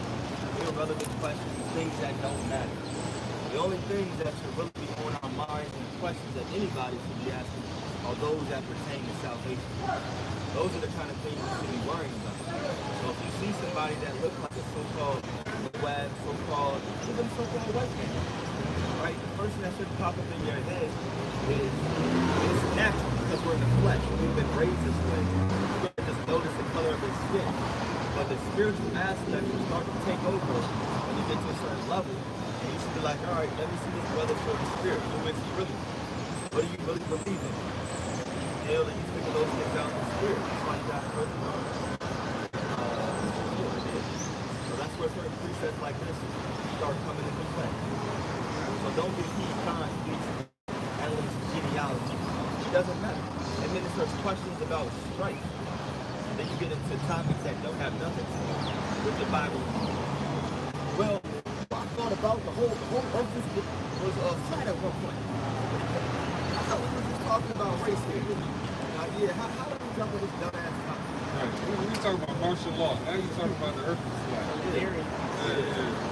You know, better read that than go to 1 John 4:1. Beloved, believe not every spirit, but try the spirits whether they are of the Most High. Brother, did you know that the reptilian race is real? They just say that. The reptilian race. You know? They were saying that y'all know about that lady on the plane. He's not real, blah, blah, blah. They were saying he was a reptile. That was one of the theories. Still get to see the guy. Yeah, exactly. No one has a picture, but whatever. Anyway, the point is, people dive into these random theories that have nothing to do with what the Bible talks about. The truth is contained in the Bible. That's where we need to go. That is where our main source is. Go ahead. Because many false prophets are gone out into the world, hereby know ye the Spirit of the Most High. Every spirit that confesseth that Yahweh Mashiach is come in the flesh is of the Most High. Right, that's the point right there. It dives into the spirit of error and the spirit of truth. Right, but how do you discern that? Literally by the Spirit. You dive into what that man thinks and what he believes, and does it line up with what the Bible says. Now you can discern, all right, that brother maybe from this tribe, he's not in this, so on and so forth. So it's a certain level, but hey, that's the whole point. You want to level up in this thing. You want to progress to the point where you are a better person than you were a few months ago. Maybe even a few days ago, you never know. Okay? Go back to Amos 9, bro. Amos 9:9. For lo, I will command and I will sit the house of Israel among all nations, like as corn is sifted in the sea. One more time. The Midianites. The daughters of the Midianites.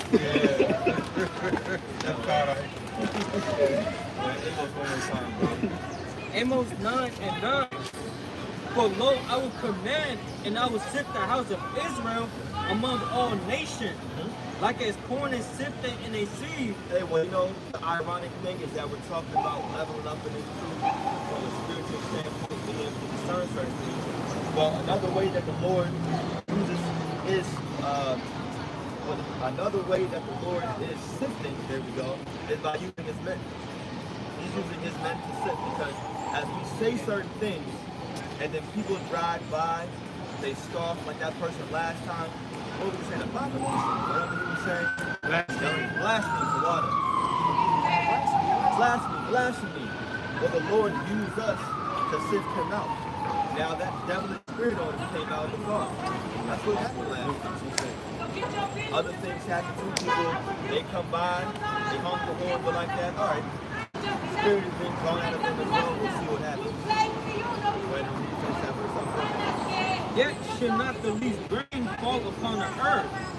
All the sinners of my people should die by the sword. And it said not the least smallest rain fall upon the earth.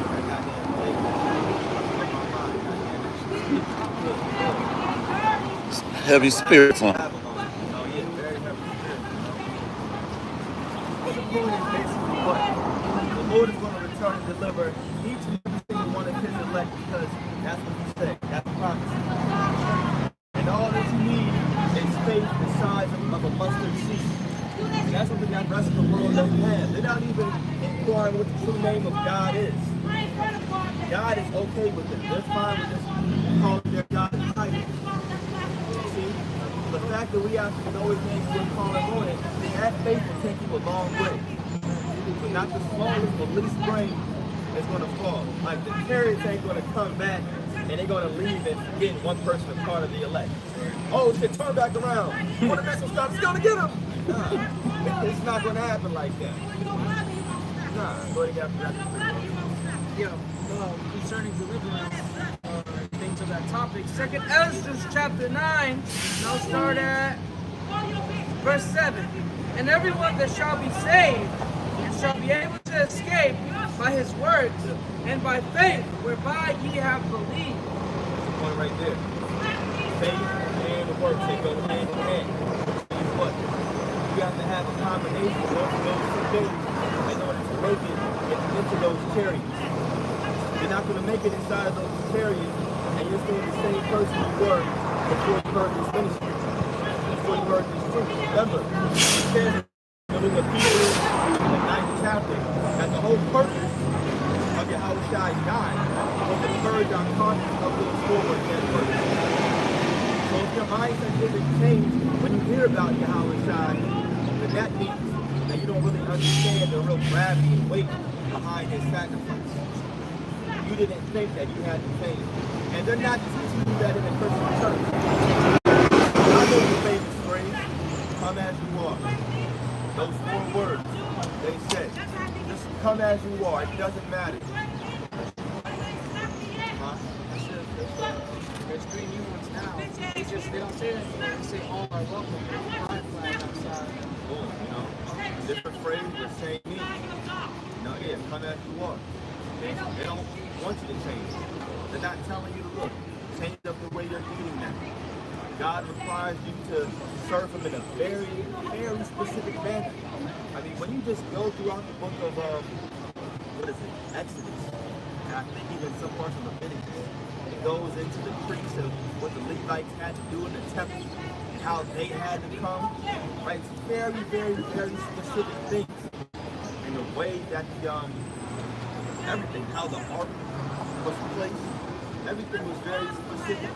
Like nothing really changed today. The Lord requires specific things from us, right? But we're not going to get it perfect, and that's why we have Yahweh. Yahweh is that mercy for us. As long as we're striving to do our best, that's all the Lord wants. Galatians 6 and 7, be not deceived, the Most High is not mocked. For whatsoever man soweth, that shall he also reap. Because remember, the Lord did not give anybody a license to sin. Like when you have a license to do something, that means you're permitted to act on it. Right? Like you have a license to put a business on a certain land. Right? That's been given, granted to you.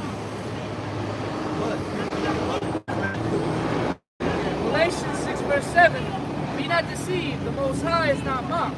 For whatsoever a man soweth, that shall he also reap. Right, so that don't mean that you can get the mindset like, oh yeah, I can go out there and I can eat whatever I want, even though I know it's in the Bible. Or I can act however I want because God is going to forgive me no matter what. Jesus died for my sins.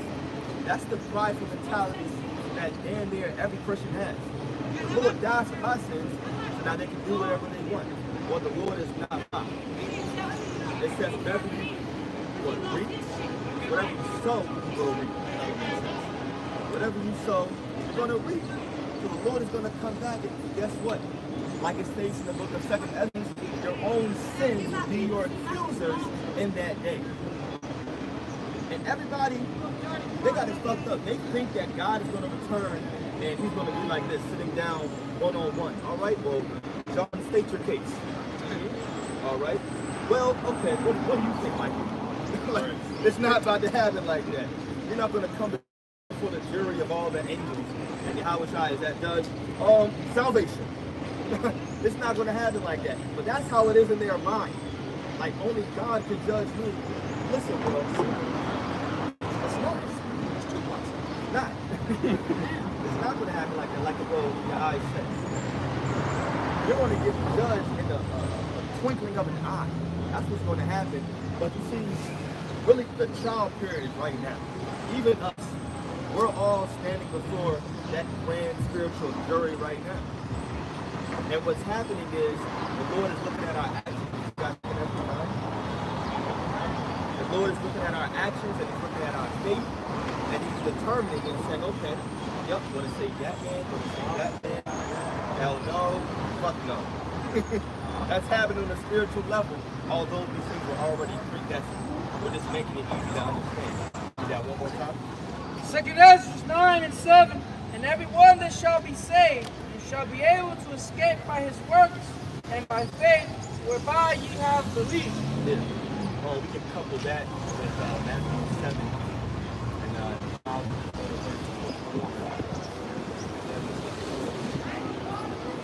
because it's your faith and your works. What you're doing right now, your actions right now, and the way that you think right now is what's going to lead up to your salvation or to your demise. That's why it's very, very important. We already read it earlier. It said that you should be putting on holy conversation and righteousness, the way you're conducting yourself. People want to live their best lives right now. Man, so many chicks walking around with shorts showing half of their ass crack out. Whole shit is out of court for this brother. Smell like some ice, bro. You know? But damn, so many things, right? And y'all can't say that we get on the females because we talk about males probably 10 times more. 10 times more. But people are thinking that they can act and do whatever they want to do, not knowing that you're being judged right now for those actions. Very, very important to understand that concept. Isaiah 47 and 3. Thy nakedness should be uncovered, yet thy shame should be seen. I will take vengeance, and I will not meet thee as a man. Like that not only goes for Esau either, but it goes for the rest of all you people out here following his evil ways. So all of your ways are going to be open to the Lord. You're going to be naked, exposed. And you're going to put everyone to shame that went against you. And also went against the prophet. And bring these things out.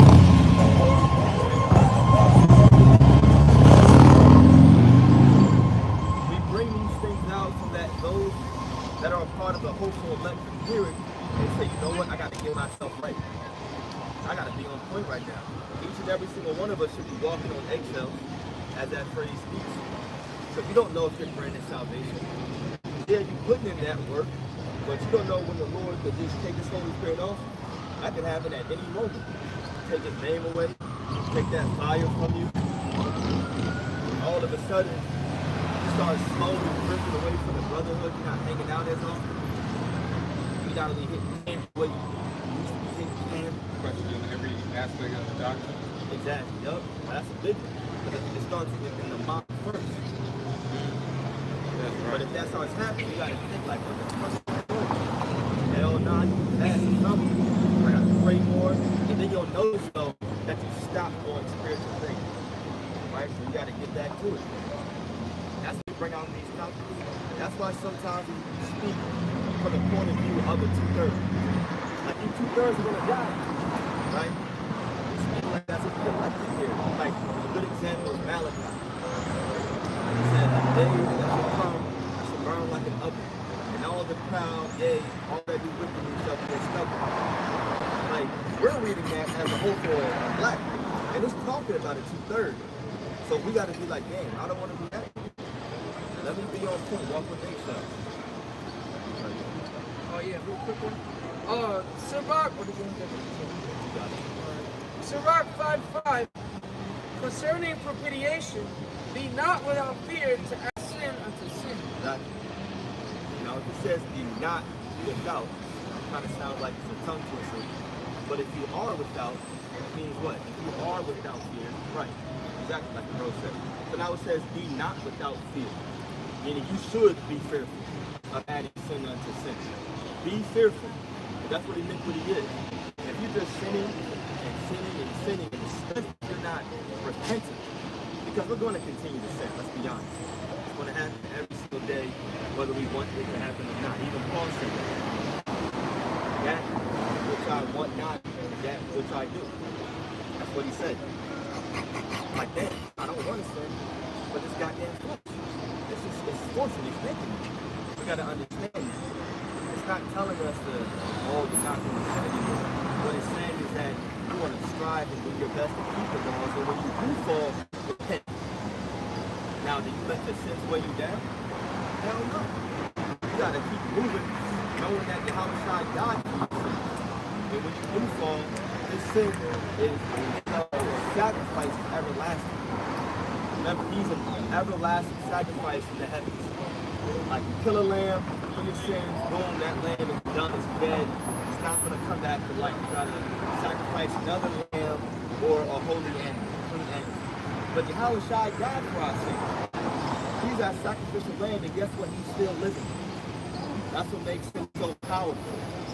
So that means that his sacrifice for us is everlasting. And we can repent now to him. We don't got to kill no lambs, no sheep, nothing like that, no doves.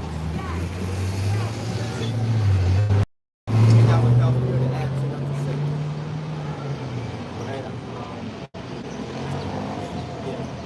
Matthew chapter 7, verse 21. Not everyone that saith unto me, Lord, Lord, shall enter into the kingdom of heaven. Hey, he that doeth the will of my Father which is in heaven. There we go right there. Lord, Lord. We always say that's Lord in lowercase right there. So not everyone that said unto me, Yahweh Shai.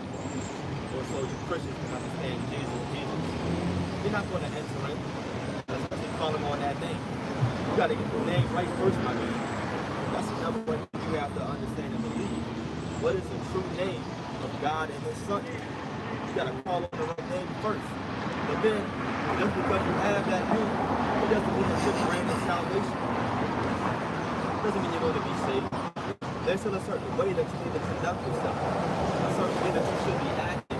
There's a certain manner in which you treat other people. The Lord is requiring these things. You see, that's why you got these Christians talking. You got these Christians, you got like camps, IUIC, the law. Bro, it ain't always just about the 614 laws. There are spiritual things written in the New Testament that you have to understand that should be applied today. The law doesn't tell me if thou hast a brother that calleth you at 3 a.m. in the morning and needest to ride back home because his car is breaking down and pick him up. It doesn't say that. But you know that I gotta show brotherly love and go get that brother. Maybe you're the closest.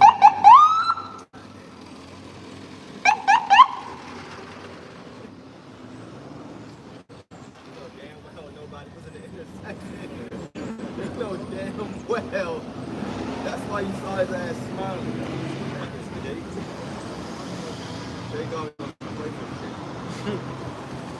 Anyway, you know, I was on some playful shit, that's funny.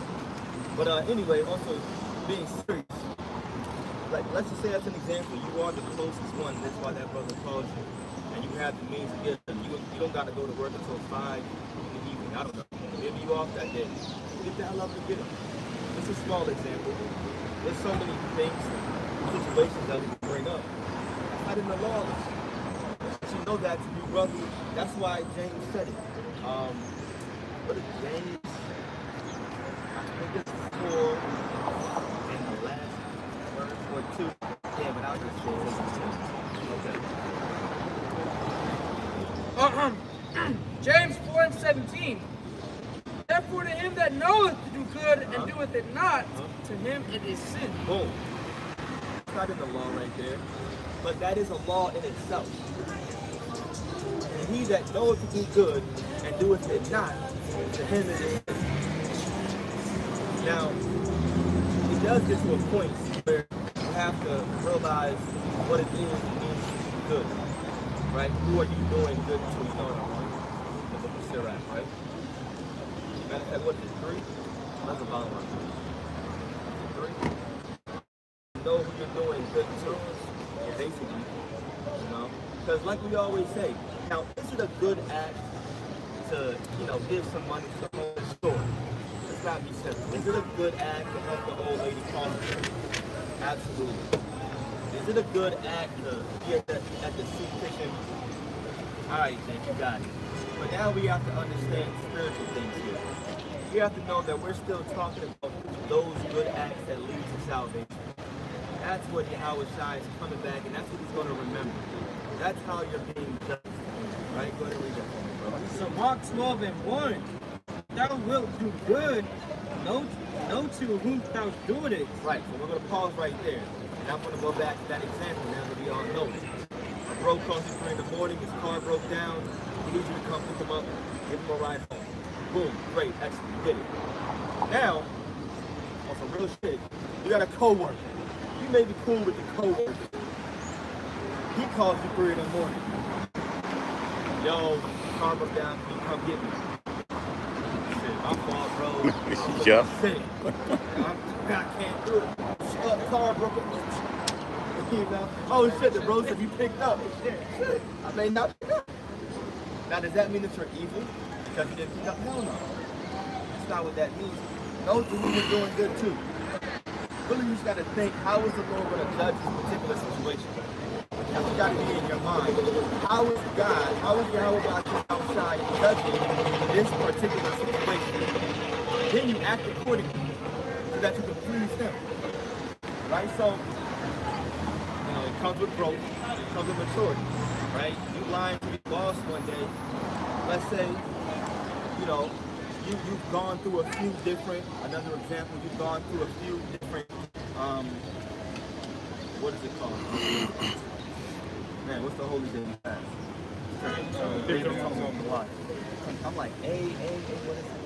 But let's say you've gone through a few days of home, a few years, right, and you've been at work. So you've done it at work, you're like, you know what, this next year, I want to be off.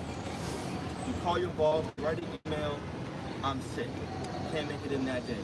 Now, is it evil in the sight of the Lord? Hell no. Hell no.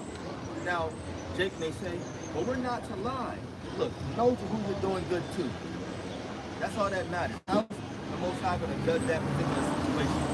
That's all that matters right there. You want to take off because you want to observe that day to the best of your capability? The Lord don't give a damn that you took off the day of work and tell the boss you were sick.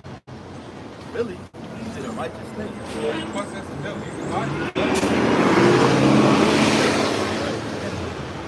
Right, now don't be like, oh, well, that brother I saw out there on 7th and T told me I was sick, I can take off. Listen, be spiritual with it. You know your particular situation. We're bringing up examples. We're bringing up examples to say that there's more, not just in the law, there's more things outside of those commandments that we should be keeping and observing, how we should be acting. So bringing up these situations. Let's go back to these things for a second. Book of James. Sirach 12:1, when thou wilt do good, know to whom thou doest, so thou should be thankful for thy benefit. Do good to the godly man, and thou should find a recompense. And it's not from him, yet from the Most High. There it is right there. Do good to the godly man. You see? Do good to the godly man. And then you'll receive a recompense or a reward from him. It's not from him, from the Most High. And you see, that's why we say, get your spiritual bank account.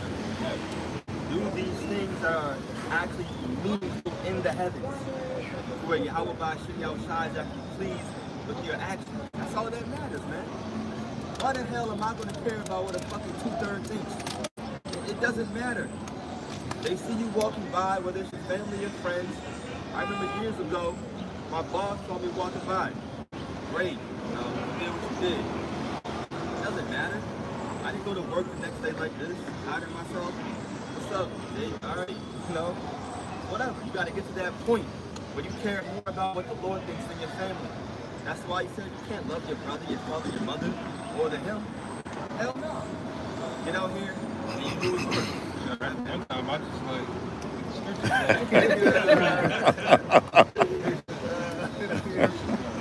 right. Hey, bro, had perfect posture. Yeah, right. Chest was out. That's all I need. It turns out I end up needing a job, but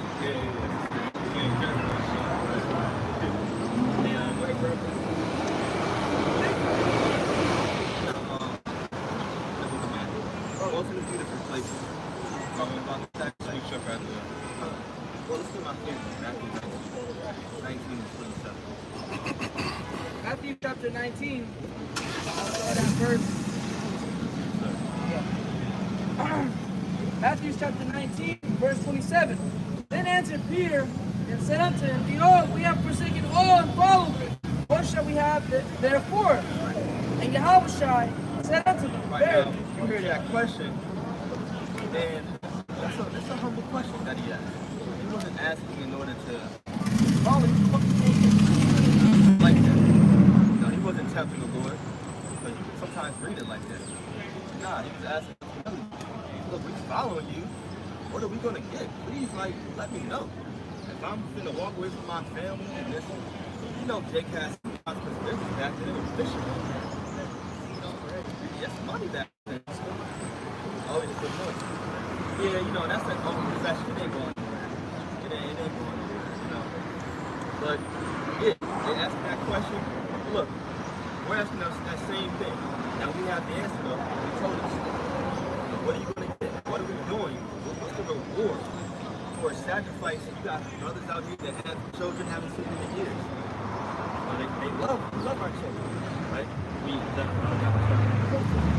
Right? But one example of a sacrifice once again. There are many others I'm sure we can all think of. Right?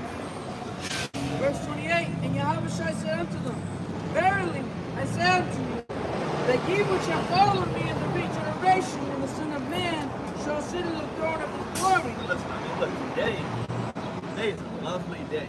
I mean, the sun is out, the wind is kind of blowing, it's a nice breeze. They could really be doing anything today. You know, we're young men still in our youth. Anything, whatever, right? But the Lord has a spirit on us to where we know the number one place that we need to be at this time is at the altar. And this is a part of that sacrifice.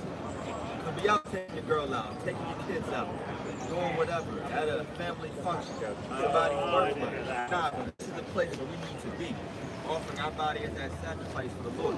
it actually is my birthday. Oh, that's funny. Hey, that's spiritual. It's crazy. I was praying for this though. Yep, good. You know? And I'm sure if your birthday falls, you know, whoever, you know, you'll be here. That's what it's all about. That's what it's about, right? Right, that's all I'm saying it's spiritual. That's all I'm saying it's spiritual. Go ahead, jump into it. Yep.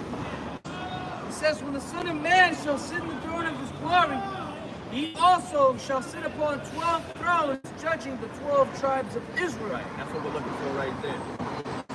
Being able to sit down with Yahushua, being able to rule with him. And when it talks about judging the 12 tribes, remember, the entire world was given to Israel.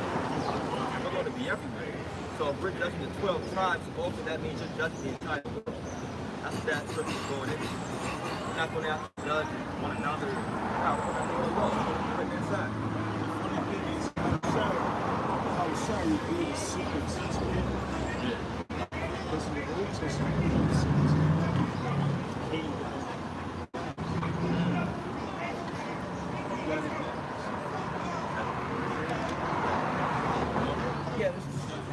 Verse 29, and everyone that hath forsaken houses, or brethren, or sisters, or father, or mother, or wife, or children, or lands, for my name's sake, shall receive an hundredfold, and shall inherit everlasting life. Right, so you got to be of that mentality where, shit, if I got to give every single one of those people love, that's what I got to do. You got to have that mindset. No matter what, nothing is more important than your salvation. You have to think about that. Which means you got to prioritize putting Yahweh Shai at the forefront. That's how you prioritize your salvation. By doing the will of your God. You're not going to save yourself. Only by the mercy of Yahweh Shai will any of us, all of us, those will be delivered. When it comes to that sacrifice. Really, Verse 30, the many that are first shall be last, and the last shall be first. What's that mean? You got two different aspects of that.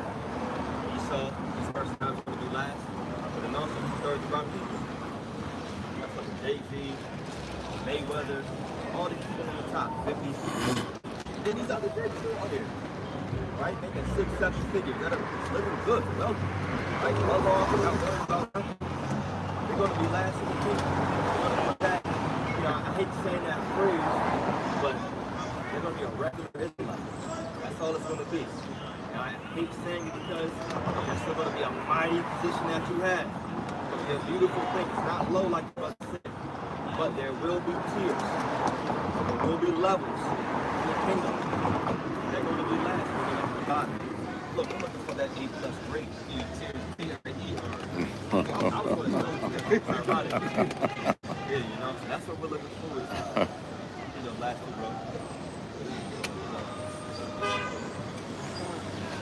bro. Matthew 19 and 30, the many that are first shall be last, and the last shall be first.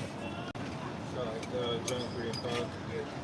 This is the book of St. John, and I'm going to start at chapter 3, verse 5, and it reads, Yahushua answered, Verily, verily, I say unto thee, except a man be born of water and of the Spirit, he cannot enter into the kingdom of the Most High.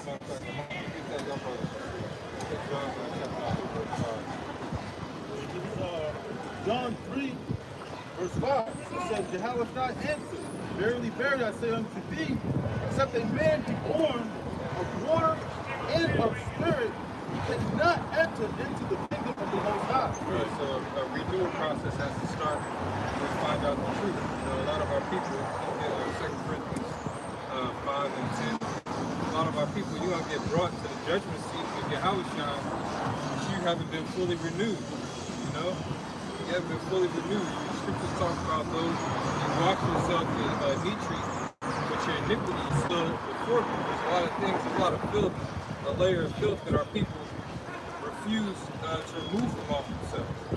Mainly because we're the ones telling them, we're the ones trying to clean you up, you know, with the scriptures. But you don't want these spiritual bath subs, you know what I'm saying? You don't want this bath and body work, man. You know? This is the book of 2 Corinthians 5, verse 10.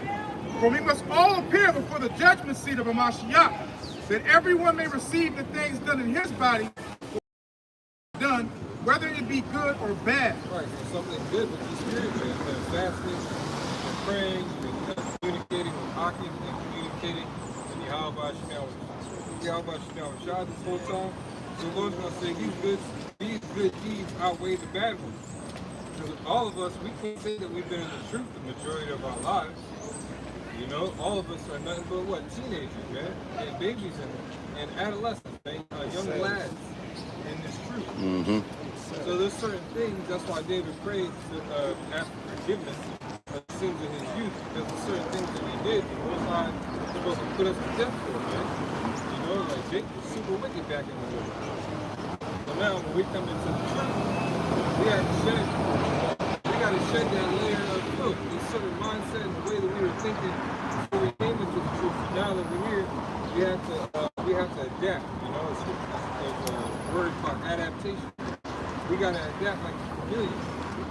We gotta figure out what's good and what's wrong, and devour that. And that's how you be born of the water of the Spirit. And now you're seeing things. You're seeing the bigger picture. You know, the bigger picture. You don't focus on one corner of the brain. You know, one particular part of the brain. Remember, I forgot. Go back to John 3. That's good. John 3, verse 6. That which is born of the flesh is flesh. That which is born of the spirit is spirit. Always not that I said unto thee, must be, ye must be born again. Wind bloweth where it listeneth, and thou hearest a sound thereof. Right, so this is going into the spirit, because when you look up the wind, it says rakah, which is the same word as spirit. So when you're born of the spirit, things come to you freely. You know, it's not something where you always have to, you gotta go looking for it, you know. have it just appear for you. You may have a particular question that you need answered. You might not get it right away, but then you're watching videos 3 days later, and then it shows the answer shows up in the feed next to the video that you're watching. You know, sometimes that's generally how it happens. You got a question, and a brother ends up doing a video on it some way or another. God, it's the book of Psalms, chapter 1, verse 1. Blessed is the man that walketh not in the counsel of the ungodly, nor standeth in the way of sinners, nor sitteth in the seat of the scornful. But his delight is in the law of Yahweh Ba'ashem Yahweh Shai, and in his law do he meditate day and night. So basically, you know, we turn back from how we was before, and now we got a passion, you know, and we're very passionate about this truth, so we delight in the words of the Lord. We meditate in the law, the precepts, you know, being brotherly. You know, we apply new things to our life that we didn't know before. But being basically rebirth, we awoke to our heritage.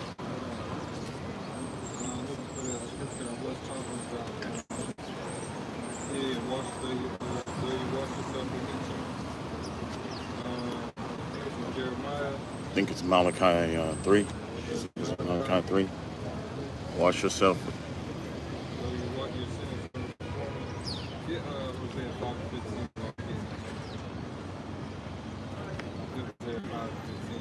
Because our people, they refuse to acknowledge that they're spiritual. Our people are spiritual by nature, you know, whether they use the left hand or the right hand. They don't understand they're not connected with the wrong spirit, all right? And the Lord is not for them. The Lord is going to destroy all these other deities that our people are tethered to, you know? The main one is Esau. He puts himself up as a god, and he is no god. Hosea 5 verse 15, I will go return to my place till they acknowledge their offense and seek my face. And their affliction, they will seek me early. Yeah, and their affliction will seek me early, because now, see, they've been they've been carnal all this time. So now when the Lord is going to require the spiritual aspect to kick in more, they're not going to have nothing for it. So the Lord's going to say, no, I'm not going to answer you. You know, you've been doing all this wickedness. You didn't want to be reborn. You wanted to keep saying Most High in Christ blessed. You know, you wanted to focus your whole ministry on baptizing wicked-ass niggas and not going to the streets. So therefore, I don't want to hear you.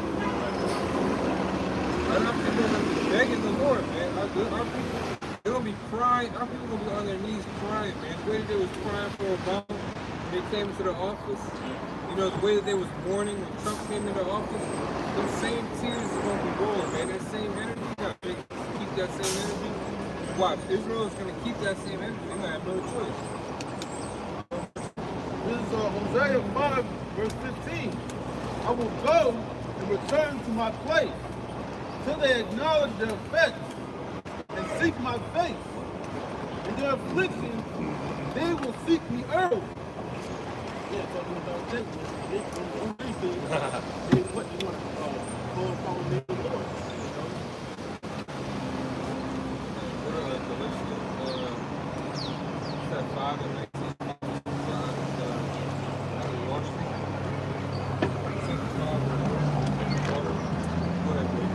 God, it's the book of Jeremiah, chapter 2, verse 2.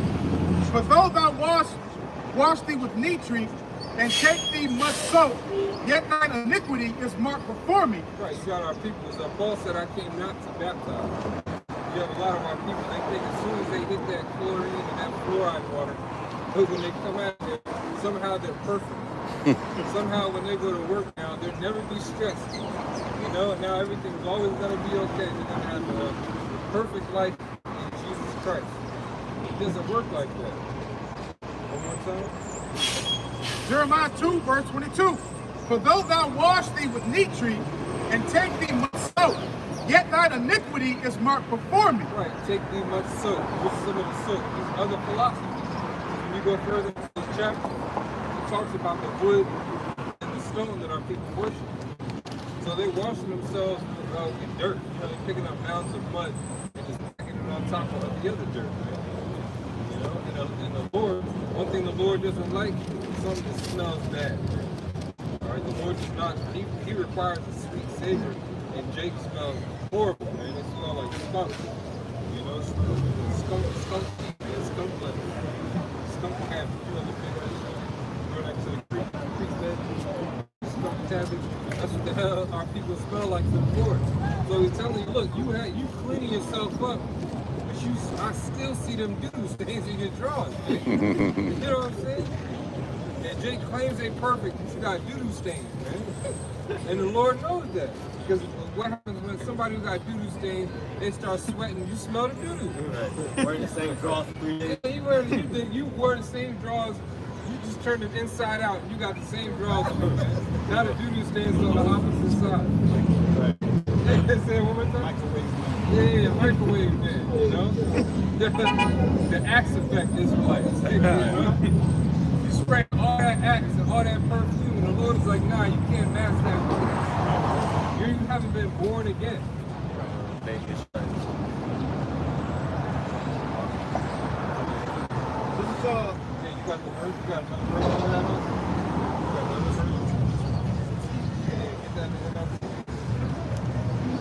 Jeremiah chapter 2, verse 22 in the NLT. It reads, no amount of soap or lye can make you clean. I still see the stain of your guilt. I, the sovereign Yahweh, have spoken. You got all these BET awards that ratchet, the black culture is death. And you still had a lot of those so-called Negroes, Latinos, and Native Americans talking about God. First I want to thank God. We're talking about killing each other. We're talking about being a hoe. You want to thank God for allowing you to spread the doctrine of adultery. That's what the Lord means. I still see it. You got our people who don't believe in black culture and all that other stuff, right? They shun the BET awards, but your ass is still in the church. You know what I'm saying? Your ass is still in the church, warming up pans of pork chop, man, and shrimp lo mein and catfish and all this other stuff, man. Eating all type, eating the mouse. The scripture talks about you eating the mouse. Our people do this type of stuff. So the Lord is like, nah, nigga.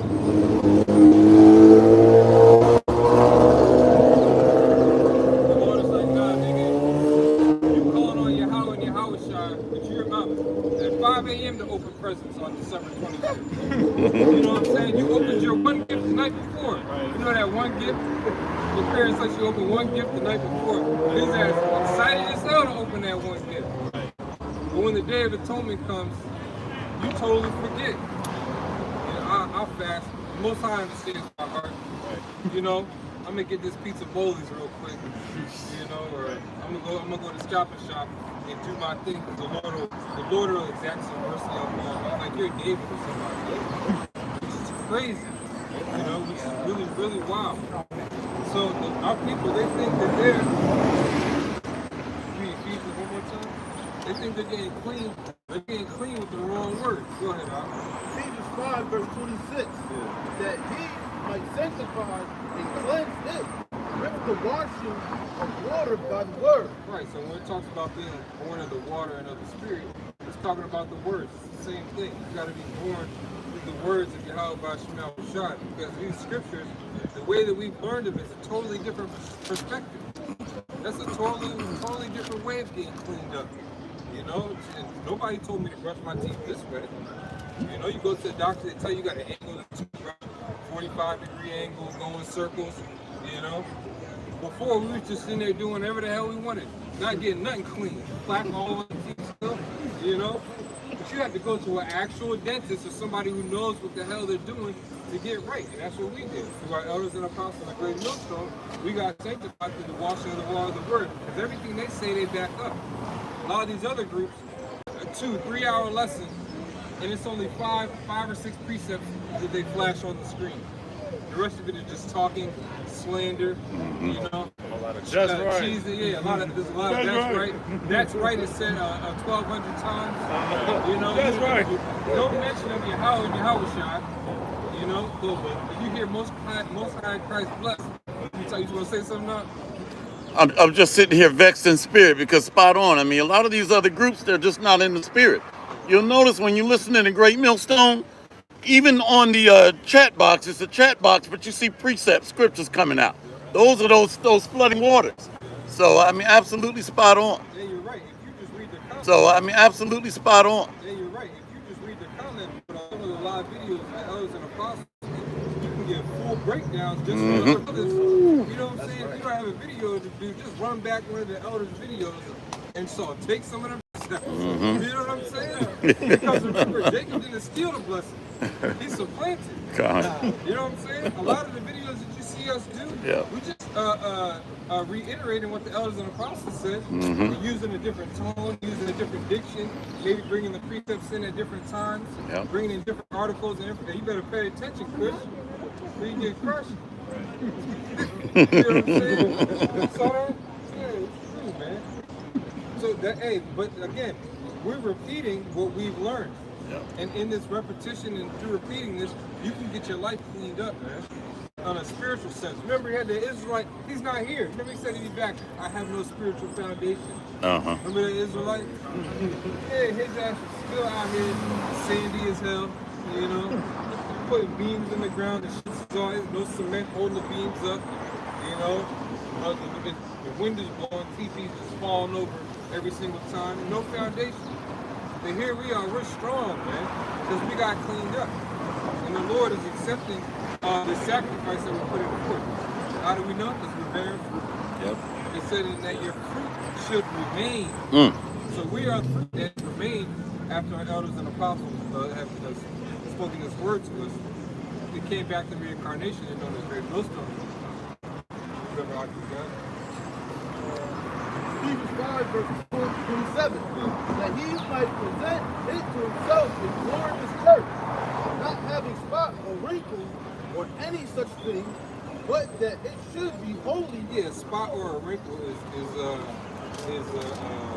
calling on a different deity name. We can't stress it enough. You said that Yahweh Shah is supposed to get the preeminence, not Christ. Israel, it's not. You can at least say Israel united in Shiloh. You know what I'm saying? Israel united in the everlasting Father, and Israel united in the faithful and true. Something more spiritual. You know? Not universal practical knowledge. That had to get changed. You know? Because some of the knowledge that they have right now is not practical. You know? An unknown virus happens, which the Lord has control of. Instead of praying to the Lord, go to the enemy and figure it out. What type of practical knowledge is that? It's not practical. You have the platform, the opportunity to tell everyone that you hate Edomites, which is a so-called white man in the scripture. You say no, God hates the so-called white man. I don't. God does. So nigga, you don't believe in God? That's what I'm saying. You're dirty. These doctrines are dirty as hell. Like this my man off of Charlie Brown. Big fan. They got the big fan doctrine. You know, everywhere they go, it's dust behind them, man. Dusty as hell. Yeah. Yeah, flies buzzing around. Yeah, you're liable to get what is it? Tetanus. Man. Hepatitis. Go ahead, man. Back up forever, bro. I'm saying, Psalms 139, starting off verse 21. Do not hate them, O Lord Yahweh, that hate thee. And am I not grieved with those that rise up against thee? Right, a healthy dose of hate is supposed to be in your spirit. A healthy dose of perfect hatred, I should say that, should be in your spirit. David's saying, do not I hate them. So if David's allowed to hate, you're damn sure allowed to hate. You know, it's just how are you channeling that energy? It's being channeled the right way. It's towards your brother, it's towards somebody that hates the Heavenly Father. The scriptures talk about Psalms 81. It says the haters of the Lord should have basically subjected themselves to the Most High, and then He would have subdued our enemies. Check that. The haters of the Lord. Yeah, 15. God, Psalms 81, verse 15. Start at 14. Verse 14. I should soon have subdued their enemies and turned my hand against their adversities. The haters of Yahweh Ba'ashem Yahushua should have submitted themselves unto him. Thank you. But their time should have endured forever. Right, because everything at the time is perfect. That's why the Lord knew that the haters of him would subdue themselves. Subdue themselves up under him. Subjugate ourselves up under Yahweh Ba'ashem Yahushua. But he said they should have. Then he would have soon subdued our enemies. He would have already gone to this place. So go back to the other verse we had, man. God, Psalms 139, verse 21. Do not I hate them, O Yahweh, that hate thee? And am I not grieved with those that rise up against thee? I hate them with perfect hatred. I count them mine enemies. Search me, O power, and know my heart. Try me and know my thoughts. And see if there be any wicked way in me, and lead me in the way everlasting. Right, so when you're tried, you know your heart, you get cleaned up, you get purified. And the only way to get led in the way of everlasting, you got to get cleaned up to some degree to get led in that way. What you got Israelites doing, they coming in, and dragging mud all into the house, you know. The Lord's gonna be, imagine somebody walking your house, they tracking dirt all in the crib, you know. Or they come in, they sweating, they don't even wash their hands, they go straight to the fridge, they start touching stuff, you know.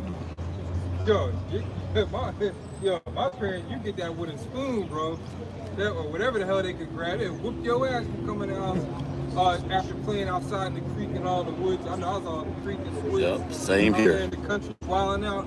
You come inside, you get your ass whooped, you know, clean up. Yep. It's the same thing when you holler by Shemai Shai. He's looking at Israel like, all right, you coming back, you realizing you're an Israelite, but you dragging dirt in the crib, you know? And now, because you're dragging dirt in the crib, you got other people thinking that's okay. That's the way we're supposed to operate. Go ahead, bro. I know you got one. Kind, beloved. This is the book of Psalms, chapter 51, and verse 7. Purge me with hyssop, and I shall be clean. Wash me, and I shall be whiter than snow. Right, those are actually purifying agents. Yep. Hyssop is purifying agent. You know, you can use that as an anointing oil. Just take some hyssop and mix it the powder. Mix it down. Go ahead and switch with the All right, because it has Thank cleansing you. and antiseptic properties. Read that one more time, Mark. This is the book of Psalms, chapter 51, verse 7. Purge me with hyssop, and I shall be clean. Wash me, and I shall be whiter than snow. That's good. And that's what we want, man. We want the Lord to constantly Water. purge us. Because like you was reading earlier in Psalms, the Spirit, we're all up in Psalms right now. We're not supposed to be in the congregation with the ungodly. Those things make you dirty. If you hang around a garbage can long enough, you're gonna start smelling like garbage.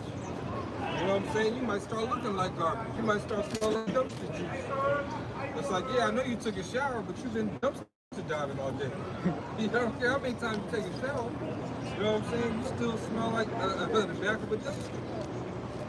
Go ahead. This is 1 John chapter 2, verse 15. Love not the world, neither the things that are in the world.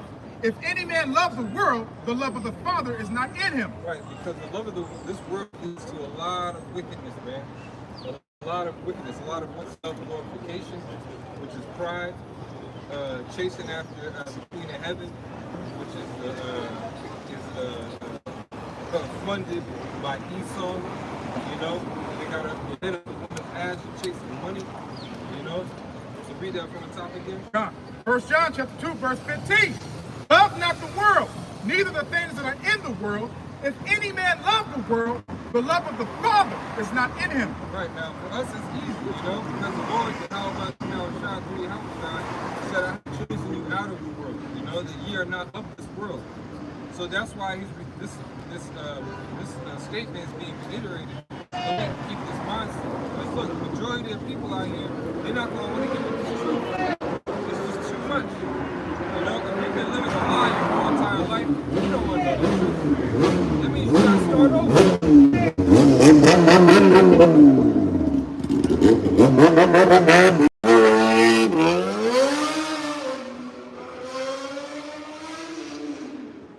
nigga like that, what is he going to do? A nigga like that ain't never going to wake up. He never ever wake up, you know? If they say we're gonna take your, if you don't take this Karagma, we're gonna take your bike. That nigga's gonna say, which hand do you want to do? You know? We're gonna take your CBR, whatever it's on there. Right. GSX, whatever the fuck. We're gonna take this motorcycle if you don't take this Karagma. They're gonna say, please, right hand, left hand, right butt cheek. Right. Whatever's easiest. Put that shit in my finger. Yeah, put it in. How many of them shits you got? Take them all. Go ahead, hop in there. Job 2, verse 4. And Satan answered the Lord and said, skin for skin, yeah, all that a man have will he give for his life. Yeah, hey, that's right. All that a man has. And you know what? That's probably all he has. Because remember when we said, love not this world? That nigga loves this world. That bike is his life. You know what I'm saying? You can tell his self-glorification comes from that bike. That shitty ass bike. Yeah, hop in there. Back you up.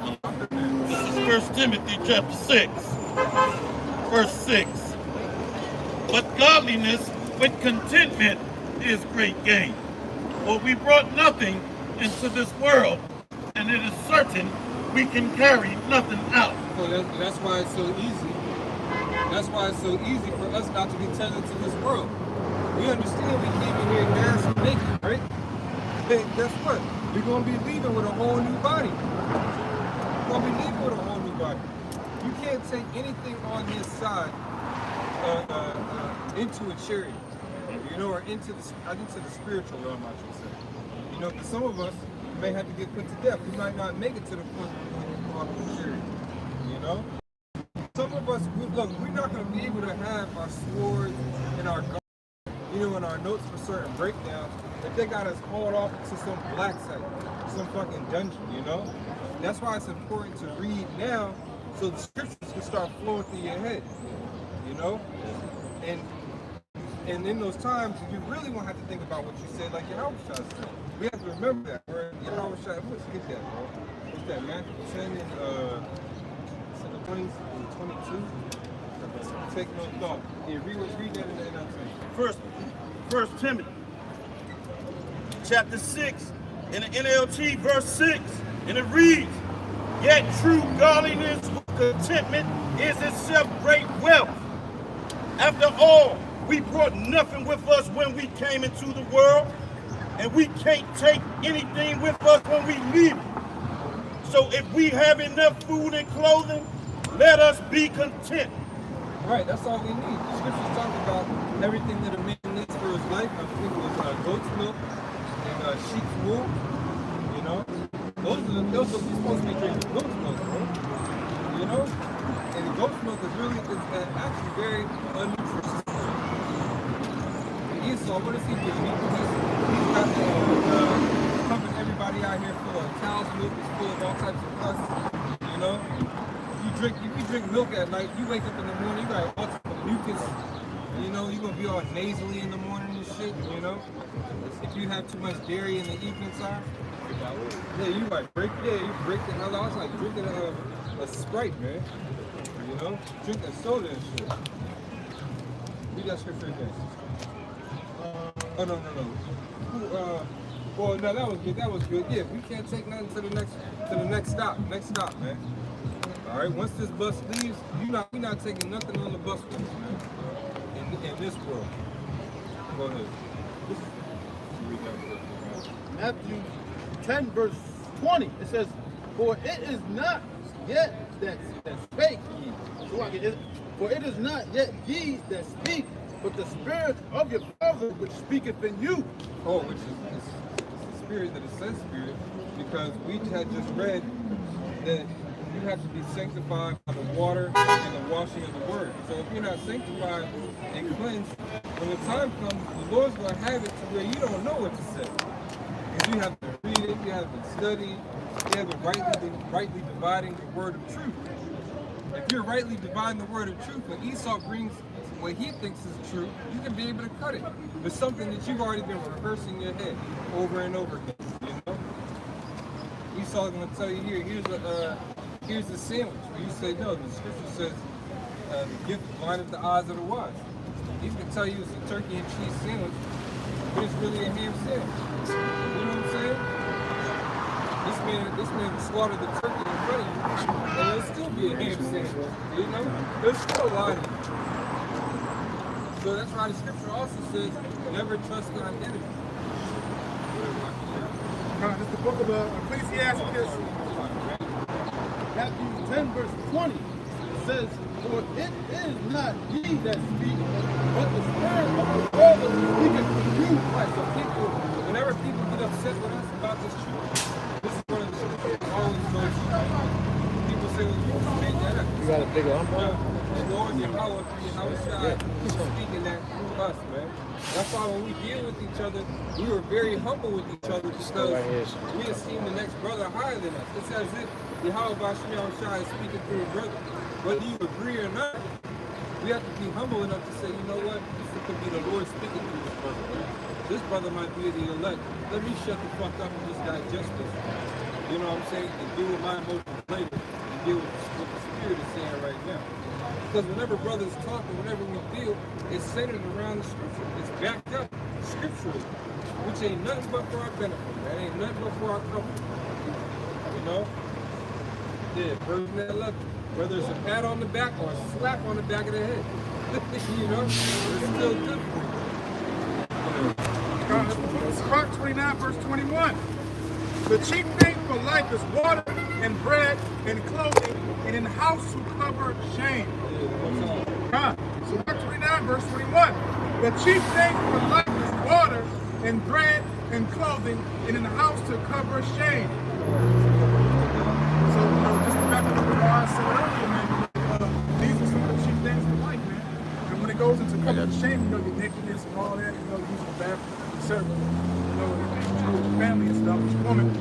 But that's some of the necessities that we need to get by, man. Water, and bread, and clothing, man. I got the other one.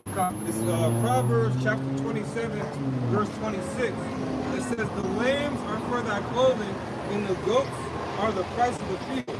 And thou shalt have goat's milk enough for thy food, for the food of thy household, and for the maintenance for thy maidens.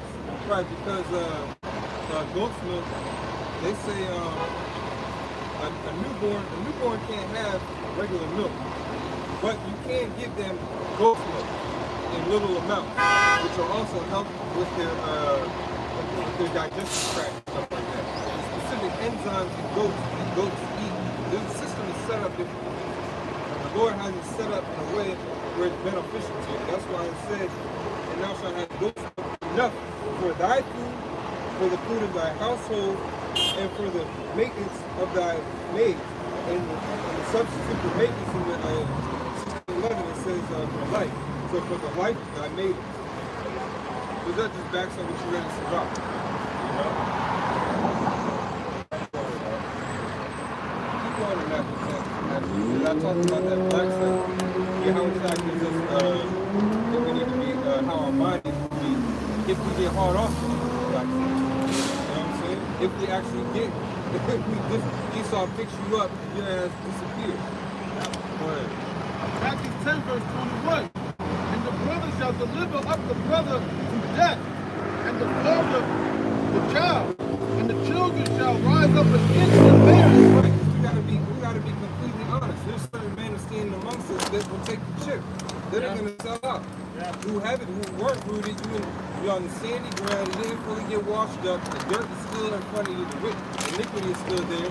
You're going to say, you know what, I did the Sabbath service with you, brother. You know what I'm saying? If y'all need some information, I got you. And that's what's going to happen. And we already know it. We're prepared for the Judases to show up.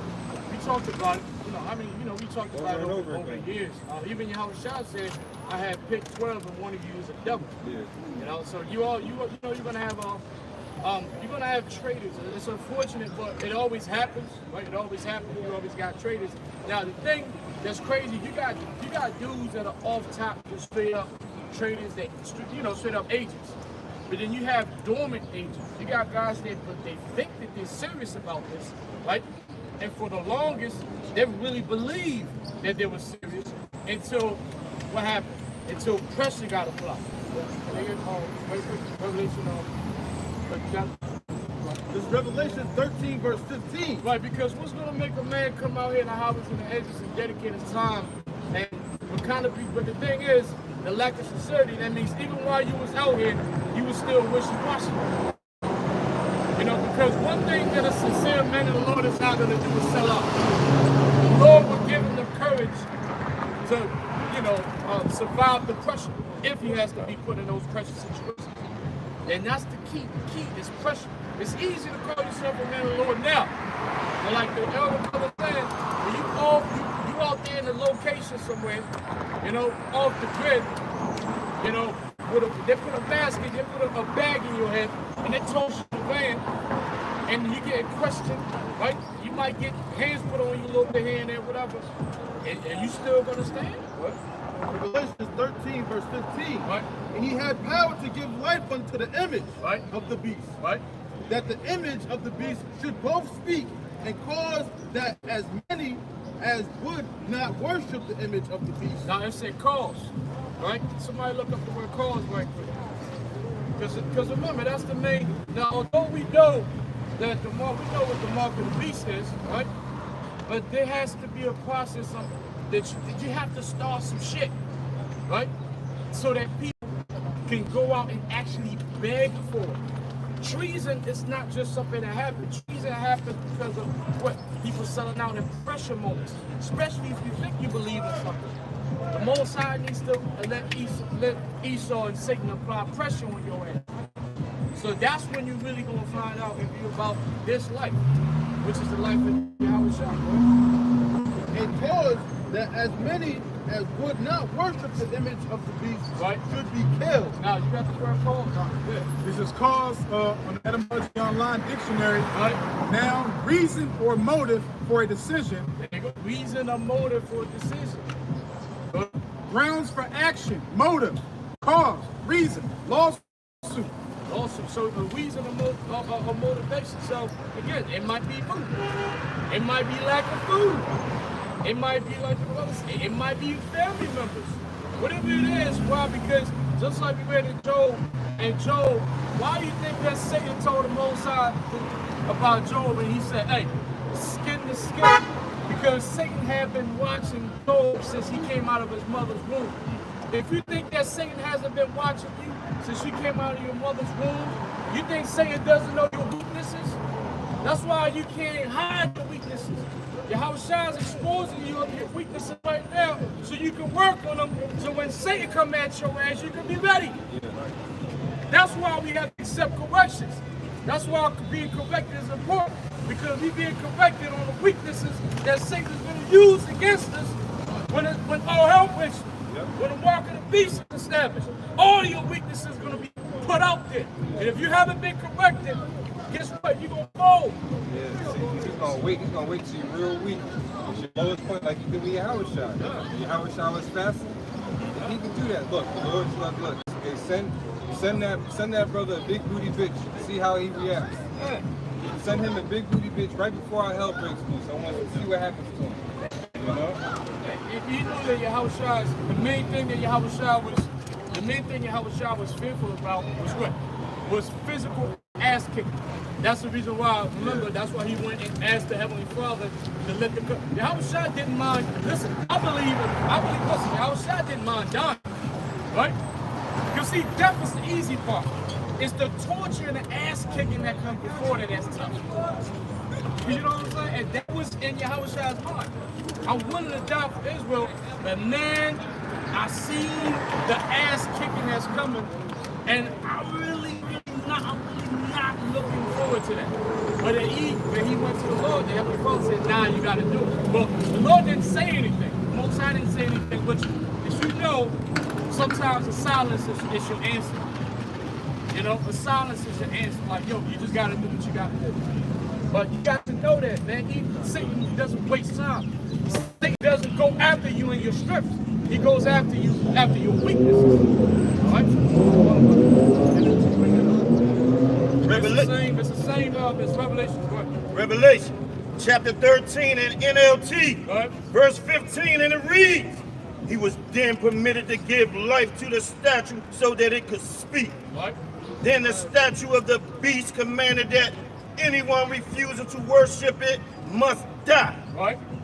He required everyone, small and great, rich and poor, free and slave, to be given a mark on the right hand or on the forehead.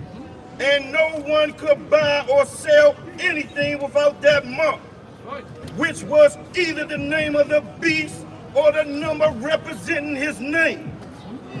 Wisdom is needed here. Let the one who understands solve the meaning of the number of the beast. But it is the number of a man. His number is 666. Right. Brother said in the NLT was it's a good thing to do. And sometimes you gotta read the King James. Sometimes you gotta read these different Bible versions. All right. How many Bibles are there? You know, I think it's like 70. This is 1 Peter chapter 3. We'll read verses 12 to 14. For the eyes of Yahweh, Ba'ashim Yahweh shall open the righteous, and his ears are open unto their prayers. But the face of Yahweh is against them that do evil. And who is he that will harm you if ye be followers of that which is good? But if ye suffer for righteousness' sake, happy are ye, and be not afraid of their terror, neither be troubled. Israelites, I would respect y'all. Even though y'all believe in the white man's Trinity doctrine, y'all is subject to go to the Esau might have the power to take some of us to a site or whatever and scourge us, but that's okay. Because you believe in the white man's Trinity doctrine, you're subject to go to the hellfire. Letting you know. Just getting you plain water. This is 1 Peter 4 and 1. For as much then as Hamashiach have suffered for us in the flesh, arm yourselves likewise with the same mind. For that have suffered in the flesh have ceased from sin. Use your reasoning. Yeah, now when you arm yourself with the same mind, you understand that like we're going into Satan's gonna come to you at your lowest point. Brother, I speak no fucking Greek, bro. You getting chastised, the oldest Bible you gonna find is in the Greek. You're like, yo, oldest what is New Testament going on? version is in the Greek. And then it's a final Brother, I test. It's speak gonna no be a final Greek. test. So And you if know you're they spiritual, lie. you understand. That's like, why okay, Jeremiah 8:8 tell you. I'm at my don't lowest. believe the This is scribes not gonna because fly. they lie. Like I understand that you're trying to knock me out the ring. Read You know what Jeremiah I'm saying? 8:8. Because when Satan gets you in that corner, it's hard to get out the corner. If you don't understand how to move your feet, you know what I'm saying, to get out of the corner. But we got Yahweh and Yahweh shot to easily download the moves and the skills to God Satan. Keep going here on the rock. God is not a man. Matthew 10, verse 21. Verse 21. And the brother shall deliver up the brother to death, and the father the child. And the children shall rise up against their parents and cause them to be put to death. We're talking about confusion on all levels. When it says Babylon comes sit down in the dust, it's talking about the families, you know, it's talking about the animals, the whole way of life. Everything's going to be put together. You heard that? And ye shall be hated of all men for my name's sake. Right, but y'all can hear that in the background right now.